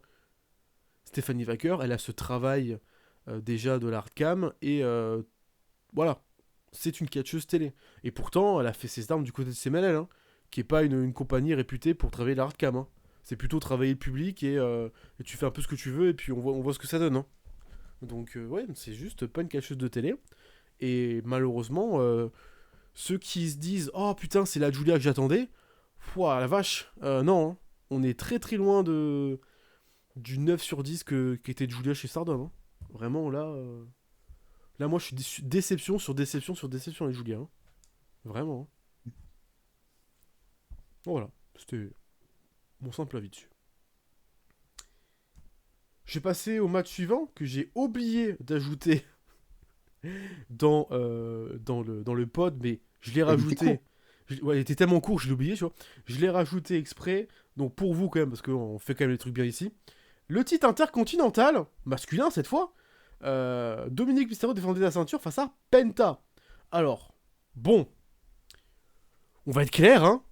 Moi, Penta, single match, je me dis, attention, ça peut vite tourner en rond et on peut ne pas avoir un match exceptionnel. Le match est correct. Voilà. Je vais arrêter d'être méchant parce que bon, là, juste avant, j'ai quand même lâché ma haine. Surtout que je dois lâcher ma haine pour le match d'après, donc voilà, faut que je tempère un peu. Le match est propre, mais trop court. 9 minutes. 9 minutes. Moi, tu me dis 9 minutes. Je m'attends à un petit spot fest rapide, tu vois. Voilà, des spots qui s'enchaînent et tout. Non, non, on est sur quelque chose d'assez classique. Hein. On a quelques spots. On a un Countdown Destroyer sur la prod. On n'a rien de flamboyant dans le match. Hein. Ouais, On a quand même un Suicide Dive Tornado DDT de Dom. Hein. Moi, j'étais étonné hein, qu'il le fasse. Oui, Hein. oui, oui. Mais tu vois, on a quelques spots, mais on n'a pas non plus quelque chose de Ah non. flamboyant à part le Suicide Dive Tornado DDT. Il y a l'arrivée de Carito. Voilà. Carito, bon, Babes, hein, vraiment, moi, il me fait rire. Il me fait mourir de rire. Carito qui arrive pour distraire l'arbitre. Gigi et Balor qui arrivent pour frapper Penta. Et Finn Balor, il dit attends, je vais prendre une chaise, attends. Voilà, Finn Balor, hein, le cerveau de Judgment Day, hein, on rappelle. Le cerveau. Attends, je vais prendre une chaise, ça va faire un peu plus mal. Et le temps qu'il aille chercher la chaise et qu'il la récupère, l'arbitre, il a tourné les yeux. Gigi, il a lâché Penta, il a fait c'est pas moi, hein, j'ai pas touché. L'arbitre, il fait mais vous trois, vous dégagez. Et là arrive le spot classico, hein. Le topé con hilo de Penta par-dessus l'arbitre. Je m'attendais à ce que. J'ai eu peur qu'il y ait un loupé. Hein. Moi, j'ai toujours peur qu'il y ait un loupé avec Penta. Donc, ça me fait plaisir qu'il n'y ait pas de loupé. Il remonte Dominique sur le ring, super kick. Il va monter. Finn Balor va remonter sur la prône pour distraire encore l'arbitre. Puisqu'il est un peu vénère hein, que Penta ait attaqué ses poteaux. Penta sur la 13e corde se fait frapper par El Grande Americano avec son headbutt où il y avait certainement encore cette plaque de métal. Penta tombe derrière Frog Splash de Dom pour la victoire et Dom conserve la ceinture intercontinentale. Et donc on est parti dans ces 6 mois d'histoire entre Penta et le Judgment Day. 6 longs mois de labeur et de complicado. Voilà. J'ai pas grand chose à dire. C'était correct. Non, mais le match était sympa pour 9 minutes. Enfin, après, voilà, on aurait voulu plus. Moi, j'ai mis 3,25, mais comme je l'ai dit, voilà, c'était cool. Le Tornado DDT de Dom, on était un peu étonnés de voir qu'il fasse ça. Après, il s'améliore de jour en jour hein, dans le ring, c'est cool. Il ressemble vraiment de plus en plus à Eddie Guerrero, hein, c'est dingue. Bon, oui, Mexican Destroyer de Penta sur l'apron, ok. Mais après, voilà, il n'y a rien à dire de plus. Hein. Ça se termine là. c'est cool pour Dom, il conserve, et puis on va voir ce qui se passe avec Finn Balor pour la suite, quoi. Voilà. Ouais, mais c'est intéressant de. Bah, je pense qu'il va y avoir une cassure. Oui, bah oui, mais bon, ça fait 3 mois qu'on se le dit aussi, quoi. Donc, Oh, bon, ça fait plus 6 mois que j'attends la cassure. Mais là, je sais pas, vu que Dom est champion inter, Liv était pas là, qu'il arrête pas de regarder cette ceinture qui fait que tout va bien, alors que, bah, en fait, quand il s'en va, tu vois que Dom, il est un peu agacé. Il est un peu agacé. Balor est aussi un peu agacé. Carito, il est là. Et JD fait, bon, ben, je vous aime bien les deux, les gars, donc vous battez pas. Donc à voir où est-ce qu'ils vont aller avec ce Judgment Day. Mais je m'attends peut-être à une. Pas une Civil War, pas autant que ce qui était la Bloodline, mais peut-être une guerre dans le Judgment Day à un moment donné. Ça serait bien que ça arrive cette année, par contre. après, Liv, elle est pas encore là. Elle fait son film au Japon, là. Bah, qu'elle fasse, hein, c'est bien. Ça fait de l'argent. T'as bien raison. Voilà. Pat. Parlons de Pat. Le gros Pat, là. Gunther contre Pat McAfee, et ben je m'attendais pas à ce que ça dure aussi longtemps. Je m'attendais à ce que tu sais, ça se finisse au bout de 6-7 minutes. Enfin voilà, qu'on en donne pas plus, parce que moi j'ai vu Gunther et son sac de frappe. Voilà. Et ben non, non, Paul Levesque a décidé de donner du temps à ce match. A décidé de donner un peu d'offense à Pat McAfee. Voilà, donc bah, Pat McAfee, grosse pop évidemment, parce que Saint-Louis, il a joué un match à Saint-Louis. Voilà, c'était sa stat de son entrée. Voilà, il avait un record, il a joué un match à Saint-Louis. D'accord. Bah, écoutez, moi quand j'irai faire un concert à Saint-Louis, je mettrai après dans mes stats, j'ai joué à Saint-Louis. Voilà, ce sera. Parce que j'ai l'impression que c'est plus important qu'un titre. Voilà, donc le match, qu'est-ce que j'ai envie de te dire? Ben, Gunther lui a pissé dessus, hein, vraiment, chop, chop, chop, chop, chop. Pat McAfee a eu quelques offenses, hein. Michael Cole qui est sorti de son personnage et qui a fait j'en ai rien à foutre. Je suis supporter de Pat McAfee, je supporte mon pote. Donc pendant tout le match, t'as Michael Cole qui était entre la joie et la peur et la tristesse, les émotions étaient compliquées. Le pic d'adrénaline devait être aussi assez élevé dans les veines de, euh, de notre Michael Cole. Et que dire de plus à part que Pat a failli gagner. Oui, Gunther il porte une souplesse, Pat il se prend la souplexe, mais Michael Cole tient les pieds de Gunther, qui le fait chuter, il y a le tombé, Michael Cole tient les pieds, mais finalement Gunther se dégage.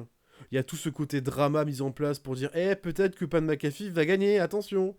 Et derrière, il se prend un énorme coup de pied, powerbomb, puis sleeper hold.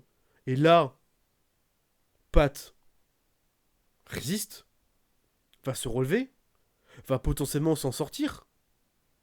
Tu te dis putain, il a fait ce que certains n'ont pas réussi à faire. Renverser le sleeper hold. Bon, finalement, il se prend quand même le sleeper hold au sol et il s'évanouit. Parce que c'est un babyface, donc il abandonne pas. Il s'évanouit. Voilà. Résumé du match. Trop long. C'est juste pas un match. C'est sans surprise. Malgré tout le drama qu'ils ont voulu mettre en place dans le combat. Je tiens à souligner ça. Ils ont voulu mettre du drama. Ils y sont allés. Ça a peut-être pris pour certaines personnes. Moi, ça n'a pas trop fonctionné sur moi. Parce que Pat McAfee, ça fait quand même quelques années que je le supporte dans le ring. Et ouais, c'est que je Gunther, peux quoi. pas le voir, quoi. Je peux pas le voir. Enfin, quand même, Non, mais tu niques un slot de championnat pour Pat McAfee. ouais, ouais, et puis même là, enfin, on souffle, on souffle, on souffle. Tout ce qu'on n'aime pas chez VE, quoi. Euh, Franchement, il n'y a rien à dire. Oui, on se doutait bien que Gunther allait l'écraser. Euh, bon, après, voilà, on va saluer les efforts de McAfee pour avoir tout encaissé, mais ça s'arrête là, quoi. Bon, oui, Michael Cole, entre guillemets, ça peut être marrant, etc. Mais bon, euh, voilà. Comme tu l'as dit, c'est un peu dommage à la fin. Oui, c'est un babyface, du coup, faut pas qu'il abandonne. Bon, qu'est-ce que c'est chiant. Ah, mais tu J'ai tu mis sais que ça a 2,75 été quoi. un argument de voir Gunther tap out, hein. Ouais, mais Gunther, il est heal, donc il doit tap out alors que les face s'évanouissent. C'est pas un Et puis il a argument. tap out en 10 secondes hein, en plus. Hein. Oui, c'est pas un argument. Enfin, J'ai mis 2,75 pour l'effort, on va dire, et la durée, quoi. Voilà. moi, je suis Ouais. à 2. Ouais, je Après, comprends. il y a le post-match où Gunther montre une marque de respect à Pat et Michael Cole. Parce que ben, le programme est fini et que il repart dans son programme pour la title picture. Ouais. Voilà. Ah, Oro, c'est vraiment bouqué avec le cul. Hein. Vraiment, c'est dingue. Hein. C'est oh, Jay, t'as un match face à Logan Paul. Ok, je prends le gagnant. Euh. Mais t'as pas de clause de rematch. Ouais, mais je prends le gagnant quand même. Mais y a pas un contender match. Non, je prends le gagnant. D'accord. Ok, En même temps, donc c'est bouqué à la Zub. quand tu bats Pat McAfee, il est dangereux. Hein. Ouah, c'est vraiment.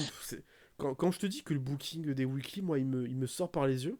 Enfin, sauf NXT. NXT, vraiment, toutes les semaines, je le regarde et j'apprécie la construction des storylines.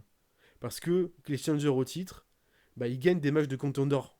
Voilà, c'est peut-être con hein, comme ça, mais quand t'es challenger au titre, c'est que t'as gagné des contenders, que t'as gagné assez de matchs pour, entre guillemets, rentrer dans ton classement de contender. Même si tu l'annonces pas vraiment, les victoires et défaites ont une importance. Ils l'affichent pas comme le font AEW à afficher les records, mais il y a une sorte de classement en interne, peut-être, qui l'utilise. Voilà, après, je suis pas sûr de mon information.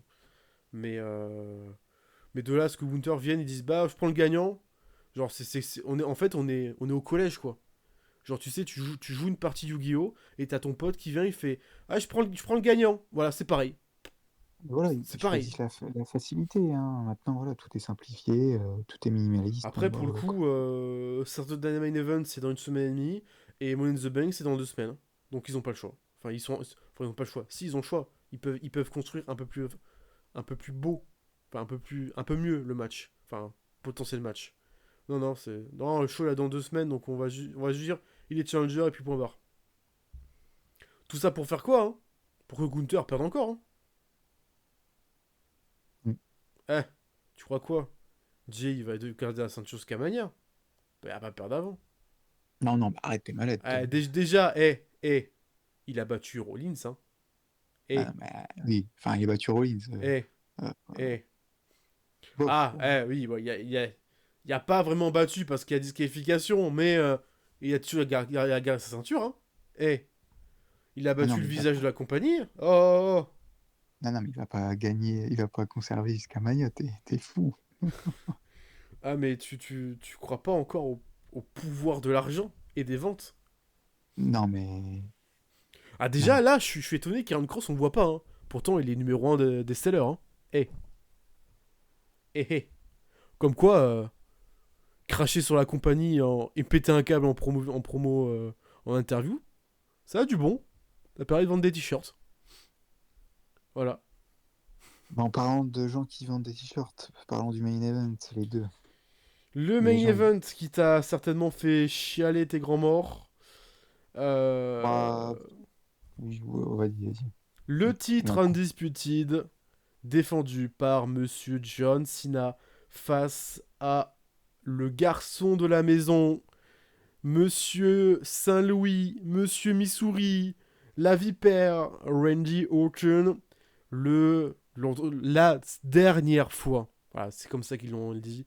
Last one time. 25 ans d'histoire pour un final comme ça.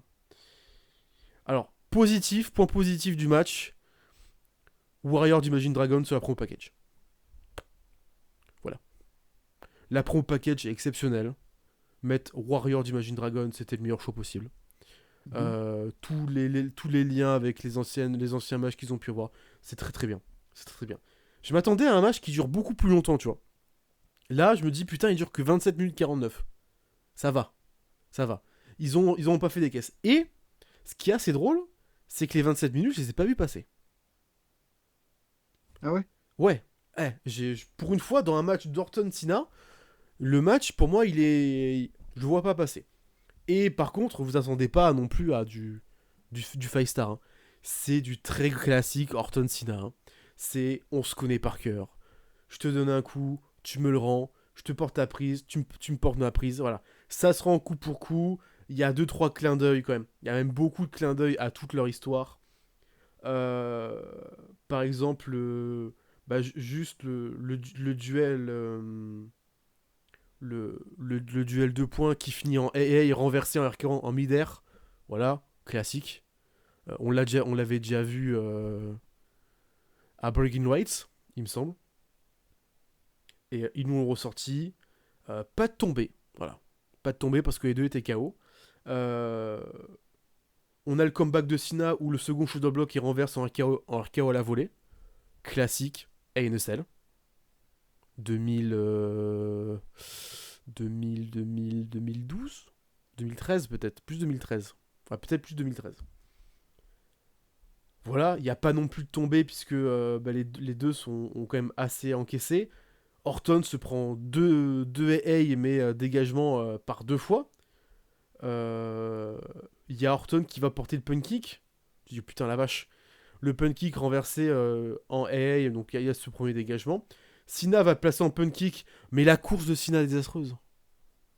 À aucun moment t'y crois au punt kick de Cena. À aucun moment t'y crois. En fait, juste il court. Vraiment, c'est juste. Et encore même, il a trottiné. Il a trottiné pour faire le punt kick, mais bien sûr, Orton, il a roulé parce que même lui, il a vu, il a fait non, je peux pas te laisser faire ça. C'est pas possible. Mais pas grave. RKO. Et RKO sur RKO. Mais Cena renverse le KO et il jette Orton sur l'arbitre. Ref bump. Bah oui, on est dans un main event d'un show booké par Triple H. Il faut qu'il y ait un ref bump. Voilà. Et vous attendez pas à ce qui est Travis Scott. Bah non. Il était au Classico le lendemain. Il pouvait pas être là. Il était au Classico. Vous attendez vraiment à ce que Travis Scott soit là. Il y avait le Classico le lendemain. Il était déjà... c'était à Madrid ou Barcelone, je sais plus. Barcelone. Il était déjà à Barcelone. Il avait déjà mis sa playlist. Il avait déjà mis Finn. Voilà, il avait déjà mis sa playlist. Hein. Vous attendez pas à voir Travis Scott ni The Rock. Hein. Là, Cena, il est tout seul. Mais tout seul, il peut s'en sortir parce que c'est quand même le grand John Cena. Donc voilà, l'arbitre. Bof, hein, tu vois, à la fin. Oui, bon, l'arbitre est KO.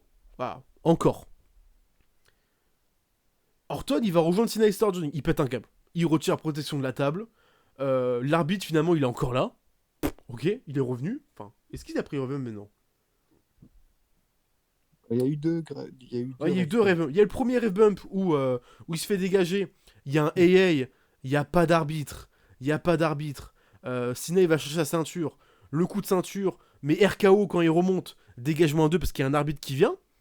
Ensuite, Cena roule et sort du ring. Orton le rejoint. Et Cena, à nouveau ref bump. Voilà, puisque l'arbitre a dit à Orton, non, mais la table, il faut la laisser comme ça, c'est la seule table qu'on a et tout. Et puis Cena, il fait as the bee, il pousse Orton sur l'arbitre, pour l'arbitre. Deuxième ref bump, et en plus, l'arbitre, il se tape contre l'escalier. Orton est envoyé dans le poteau. Cena, qui va le prendre en AA pour le faire passer à travers la table, mais Orton lui contre en mettant les petits doigts dans les yeux. Et ensuite, AA de Orton sur cette table qui ne casse pas. Mais par contre, quand Cena roule pour sortir de la table, enfin à côté de la table casse, voilà. Ça devait être le lag, une latence de 120 millisecondes, certainement. Mais c'est pas tout, parce que Orton, il en a marre. Il sort une autre table, parce qu'il est pas content. Le spot a pas bien fonctionné. Donc il sort une table, il reprend John Cena. Hey, sur Cena à travers cette table. Il est sorti du personnage aussi, il a fait, oh, putain. Et il a bumpé, hein. Oh, le con, il a bumpé. Voilà. Puis après, il remonte dans le ring. Tu dis, ah bon, on va peut-être finir le combat. Il remonte dans le ring, il prépare son RKO, il fait psss, voilà, il fait le serpent là, le serpent. Et il porte le RKO, tu dis c'est fini. L'arbitre revient, dégagement John Cena, le grand John Cena. Cena, il va prendre la ceinture, parce qu'il a encore envie de donner ce coup de ceinture. Le coup de ceinture qui est l'arme ultime, hein. Vraiment, c'est le finisher par excellence. Sur Orton, mais Orton il esquive, c'est l'arbitre qui le prend. L'arbitre qui vient de revivre. Il vient de se réveiller, paf, coup de ceinture. Et là c'est terminato. T'as tout le monde qui vient. Pour voir... Enfin, déjà, t'as un RKO d'Orton sur Cena. Et il fait le tomber. Il y a tout le monde qui vient, sauf l'arbitre. Tout le monde arrive pour voir l'état de santé de l'arbitre. Alors que, me faites pas croire qu'il n'y a pas un troisième arbitre dans la gorilla position. Ça, je vous C'est crois bon, pas. l'arbitre il est pas décédé non plus. Je hein. vous crois pas. Vas-y. Oh, putain, tu t'es pris le coup de ceinture du titre Undisputed. Là, mec, c'est fini, ta carrière est terminée. C'est terminado. Et Orton, il fait, mais pourquoi? Il est où l'arbitre? Fait, non, mais il va pas bien et tout. Donc, Nick dit, il se prend un RKO. Donc, il y aurait une amende d'Orton. Il y aura encore une amende. Et puis, tous les agents, ils se prennent RKO. Jason Jordan, RKO. Jamie Noble, RKO. Harry Daivari, RKO. Les autres officiels que je n'ai pas les noms, RKO. Voilà. RKO sur tout le monde. Orton, il est encore plus vénère. Il prépare ce open kick. Et là, il y a R-Truth. Bah oui. Il lui dit, mais non, tu peux pas faire ça. C'est mon idole. C'est John Cena. Let's go Cena. Et donc, R-Truth, RKO. Voilà, parce que tu dis pas Orton, arrête. RKO. Et il demande à R-Truth, mais pourquoi t'as fait ça? Low blow de John Cena dans les couloirs de la vipère. Belt shot. Le tombé. L'arbitre arrive. Et le compte de 3. La même fin qu'à WrestleMania. J'appelle ça la flemme. Voilà. C'est...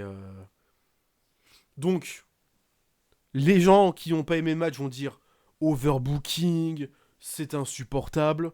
Moi, je m'y attendais. Les interventions, je m'y attendais parce que ça fait quand même 2 ans qu'on se bouffe des main events bookés par Paul Levesque. Et ça fait 2 ans qu'on peut être d'accord sur ce point-là, qu'il y a des fins de match pourries, avec des belles shots, des rave bumps, des overbookings, des interventions. Ça fait 2 ans que le titre Undisputed, il faudrait le renommer le titre intervention. Hein. Parce que s'il y a un match où il n'y a pas d'intervention, le titre brûle. Vraiment, c'est pas possible. Et voilà, le match se finit comme ça. Célébration de Cena avec la musique. Il dit de couper la musique. Et il dit, vous maintenant profitez de votre seul vrai champion. Et ouais, je vous l'avais dit, Orton a perdu chez lui. Voilà, et le show se finit comme ça. Voilà. T'as mis combien? Et ben écoute, moi j'ai mis 3 quarts. 3 quarts, ok. Ah, t'es gentil, hein. En Moi, fait, j'ai marqué un peu, quoi. ok. Bah, moi, tu vois, j'étais pas du tout, mais du tout dans ce mood. Comme tu l'as dit, on s'y attendait, en fait. Et donc, oui, pour moi, il n'y a pas de surprise qu'il y ait des interventions, des rave bumps, et même, il fallait de l'overbooking. Il fallait. Mais ça a été trop long, alors je me doute, hein, ils ont leur âge et on va pas avoir des Orton Cena comme à l'époque, mais euh, je connaissais en fait déjà le résultat, donc en fait, quand tu sais que Cena va gagner, bon, bah, t'y crois pas une seconde pour Orton, malheureusement. Donc moi, déjà, moi, j'étais pas dedans. Alors oui, j'étais content de voir Orton Cena, hein, bien évidemment, la nostalgie. La Mais pompe monumentale de son entrée aussi. oui, bah, Cena, Orton, magnifique, le public qui chante, etc. Le charisme, bon, voilà, on a l'habitude, mais ah non, moi, j'étais pas dedans, en fait. J'ai pas été dedans. J'ai mis 3,25 parce que voilà, le match a quand même duré longtemps, mais voilà, la fin, ouf, quoi. J'espère vraiment que ce sera pas être comme ça tout le temps, parce que sinon, on a compris la gimmick qui veut tuer le catch ou quoi, mais à un moment donné, enfin, je veux dire, il va vraiment tuer les fans, en fait. Hein. Euh, Ouais, mais bah c'est la gimmick et... Bah en fait, c'est... Là, tu soulèves un point qui est pas uniquement destiné à John Cena, mais en fait, tu soulèves un point de ce que j'appelle Paul Levesque et son équipe ne savent pas faire de surprise. bah oui, ah bah, C'est-à-dire que c'est ça. depuis que Paul est aux commandes, tu n'as que des longs règnes. Quand je dis long règne, c'est minimum 6 mois. Tous les titres majeurs, quand tu prends la liste, ils ont 150 jours minimum. Ça tourne souvent autour des 200, voire 1 an de règne. Et en fait, à chaque fois qu'il y a une défense du titre, que ce soit en weekly ou en PLE, bah en fait, si c'est pas un Big Four, tu sais qu'il va pas perdre la ceinture. C'est ça. Il y a même pas ce côté où tu t'attends peut-être à ce qu'il perde la ceinture. Parce que, et là encore une fois, là c'est Orton en face. Tu sais, c'est pas genre Logan Ouais. Paul ou R-Truth. C'est Orton en face. Et même dans ce Cena Orton, il n'y a aucun espoir pour le challenger. Ils l'ont pas Ah assez oui. build-up pour te faire comprendre que le challenger, il a clairement sa chance de devenir champion à bah là, à Backlash. Non, non, non. Non. Puis même si la rivalité était plutôt bien faite, mais bon, j'étais hype bien évidemment après ce qui s'est passé à l'Aftermania, mais je pense vraiment que finalement c'était trop tôt. On aurait dû avoir un Orton Cena plus tard dans l'année et que bon voilà, c'est la fin donc entre les 2. Fin un petit peu dommageable. Bon après c'est tout. Orton, je sais pas ce qui va se passer par la suite. Mais pour Cena, en fait, je souffle parce que j'ai la flemme en fait. C'est terrible, mais j'ai pas envie de revoir Cena là en fait. Heu, Bah, il normalement, va le mois encore de nous juin, f il est pas dispo le mois de juin. parce qu'il va nous refaire encore les mêmes discours. Ça va être quoi le prochain match? Ça va être encore la même fin ou alors tu vas avoir, Travis Scott là qui va revenir ou un autre gars? Non, c'est bon. Là, en gros, tu sais que Cena, il va perdre son titre en décembre face à Cody Rhodes, certainement. Et puis voilà. Mais quel est Tu vois, voilà, l'intérêt? c'est le seul match où je me dis peut-être le challenger il a une chance, c'est au dernier show de l'année. Ben voilà, et il va perdre. Mais voilà, en fait, là, il n'y a aucun intérêt, quoi. Aucun intérêt. Et vraiment, là, c'est préjudiciable hein, pour VVE parce que là, vraiment, moi, je ressens vraiment un côté. Alors, on le dit tout le temps, hein, chaque année, en mois de mai, on a toujours ce moment où t'as pas envie d'arrêter, mais tu as envie de te dire: «Bon OK, petite pause et on repart». Sauf que là, bah, il y a très peu d'espoir, quoi. Parce que Cena, tu sais que c'est jusqu'à décembre. Du coup, t'as pas Cody, t'as pas Reigns. Bon, tu le titre World peut-être qui va être sympa, on va voir ce qui va se Reigns, il va passer, être occupé, d'après ce que j'ai pu lire, il va être occupé avec Rollins. Oui, bon, après ça voilà, ça peut peut-être être sympa, on verra bien, mais je veux dire, t'as pas non plus 20 000 intrigues là qui t'intéressent, quoi. Tu as 1 ou 2 bien évidemment, mais Mais ouais, non, en ouais. fait, c'est le problème du booking de Triple H, hein. Beaucoup de personnes le protègent et tout, mais moi, je n'aime pas le booking de Paul Levesque. C'est qu'il y a zéro surprise. C'est-à-dire que, en fait, déjà, tu as très très peu de titres. Enfin, tu as très peu. Non. À part le titre féminin mineur, tu as rarement des ceintures défendues à SmackDown, enfin à SmackDown, en weekly, et il y a rarement de changement de ceinture. Les seuls, les seuls changements de ceinture ont lieu dans des Big Four. Bah oui. T'es pas en Big Four, ouais, pas de changement de titre. Non, mais c'est pas normal ça, voilà. Bah ouais, c'est pas normal. Enfin, merde, tu payes un show pour le voir. Enfin, il y a des gens qui se déplacent pour voir le show. Et en fait, c'est pas pour qu'ils se disent dans la salle, bon bah lui va gagner, lui va gagner, lui va gagner, bon il y aura zéro surprise, mais on va juste voir des gens catcher. Non, non, en fait, putain, le catch est censé nous surprendre. À un moment donné, moi j'aimerais juste, putain, que on ait un Raw, et c'est pour ça que d'à côté, moi je fais mon mode univers et tout, parce que j'ai envie en fait à un moment donné que, lors qu'il y a un Raw, et qu'il y a une ceinture qui est défendue, qu'on te crée la surprise en mode tiens, hop là, changement de ceinture, tu l'as pas vu venir, bah c'est normal, c'est le catch, voilà, c'est comme ça. C'est impromptu, on peut avoir une surprise n'importe quand. Et là, tu dis putain, ok, il a fait le changement de ceinture à Raw, waouh, putain, ok, donc changement de plan, tu vois. Enfin, et là, je vais peut-être paraître encore pour un vieux con, mais par exemple, reprenons les Survivor Series Team Raw contre Team SmackDown qu'on avait pu avoir sous l'ère Vince McMahon. Le fameux match pour les titres par équipe entre le Shield, il me semble que c'est le Shield, oui, le nouveau Shield et The Bar, où The Bar deviennent champions par équipe.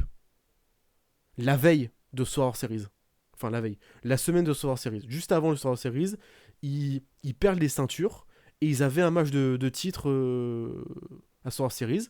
Bah, Survivor Series, bah, le titre, hop là. Il avait drop de main et puis les champions avaient changé comme la grosse surprise qu'on avait pu avoir par exemple bah, juste avant Survivor Series aussi, puisqu'on avait de base un AJ et Brock Lesnar et le SmackDown avant Survivor Series, AJ perd la ceinture face à Bryan et on a un Bryan Lesnar. Et ça c'était Mhm. surprise. Ça c'est une Ouais, ouais. putain de surprise. Tu dis putain, ça fait 2 semaines qu'on te build up un AJ Styles contre Brock Lesnar et la semaine avant Survivor Series, c'est Daniel Bryan qui prend la ceinture et ça change entre Daniel Bryan face à Lesnar. Et là, t'es surpris. Là, tu dis, ok, putain, ils ont rebattu les cartes. Non, mais non, mais là, ça n'arrivera Tu plus vois, c'est ça, c'est ce genre de surprise que j'attends, que j'aimerais avoir, pas tout le temps, pour pas qu'on ait des hot potatoes tout le temps avec les ceintures, mais de temps en temps, je sais pas moi, qu'il y a un règne qui dure genre moins de 20 jours, moins d'un mois, 2 semaines, enfin que il y ait des règnes qui sont un peu plus courts, d'autres plus longs, enfin qu'il y ait une sorte de transition entre les règnes, que ce soit pas tout le temps ah ben toi t'es devenu champion donc maintenant t'es intouchable. Non, et puis J'ai même là, rien dit, regarde j'ai là. rien dit quand Cody a battu quand le règne de Cody qui est sur un an intouchable, il a battu Roman donc j'ai rien dit. Voilà, c'est il a quand même mis fin à 4 ans de règne. 5 ans de règne, même, je dirais. 5 ans de règne. Tu peux pas lui dire, ouais, bah mec, tu vas perdre ta ceinture au bout de 2 mois parce que voilà, j'ai décidé. Non, il faut que tu respectes un peu le règne. Là, le titre undisputed, c'est compliqué. C'est compliqué de faire un règne court. Parce que les noms qui s'enchaînent, tu peux. Sina, tu peux pas lui dire, frérot, tu vas faire un règne de 3 semaines. Là, il va te chier à la gueule, il va dire, tu te fous de ma gueule. Par contre, le titre de champion du monde, avec la victoire de Uso, tu peux faire des petits règnes. Tu peux dire, oh tiens, la ceinture, elle drop pour quelqu'un d'autre. Et il va avoir un règne genre de 2 mois et demi, puis on drop la ceinture à quelqu'un d'autre. Tu vois, pour que ça. Parce que sinon, Non, mais là, ça devient imagine problématique. taper un an de Uso. La vache. Non, mais non, mais ça va pas arriver. Laisse cette idée-là, ça Eh ben, n'arrivera tu pas. sais quoi, on gérera ça à sa manière. Hein. Mais, euh, mais non, mais regarde, quand on a fait la review de Backlash, franchement, t'es fatigué en fait. T'es pas content en fait de faire la review. Alors ça faisait longtemps, hein, c'est vrai, faut être honnête. Ça fait depuis qu'on a repris les pods, on était content de faire les reviews parce que t'avais vraiment des bons shows. Mais là, enfin, genre là, c'est pas possible quoi. Vraiment, genre, c'est chiant de critiquer, on n'a pas envie de critiquer. Mais là, tu t'es obligé, quoi. Et même en parlant de ça, tu vois, t'es fatigué, quoi. Pourtant, ça dure que 2h50 en plus.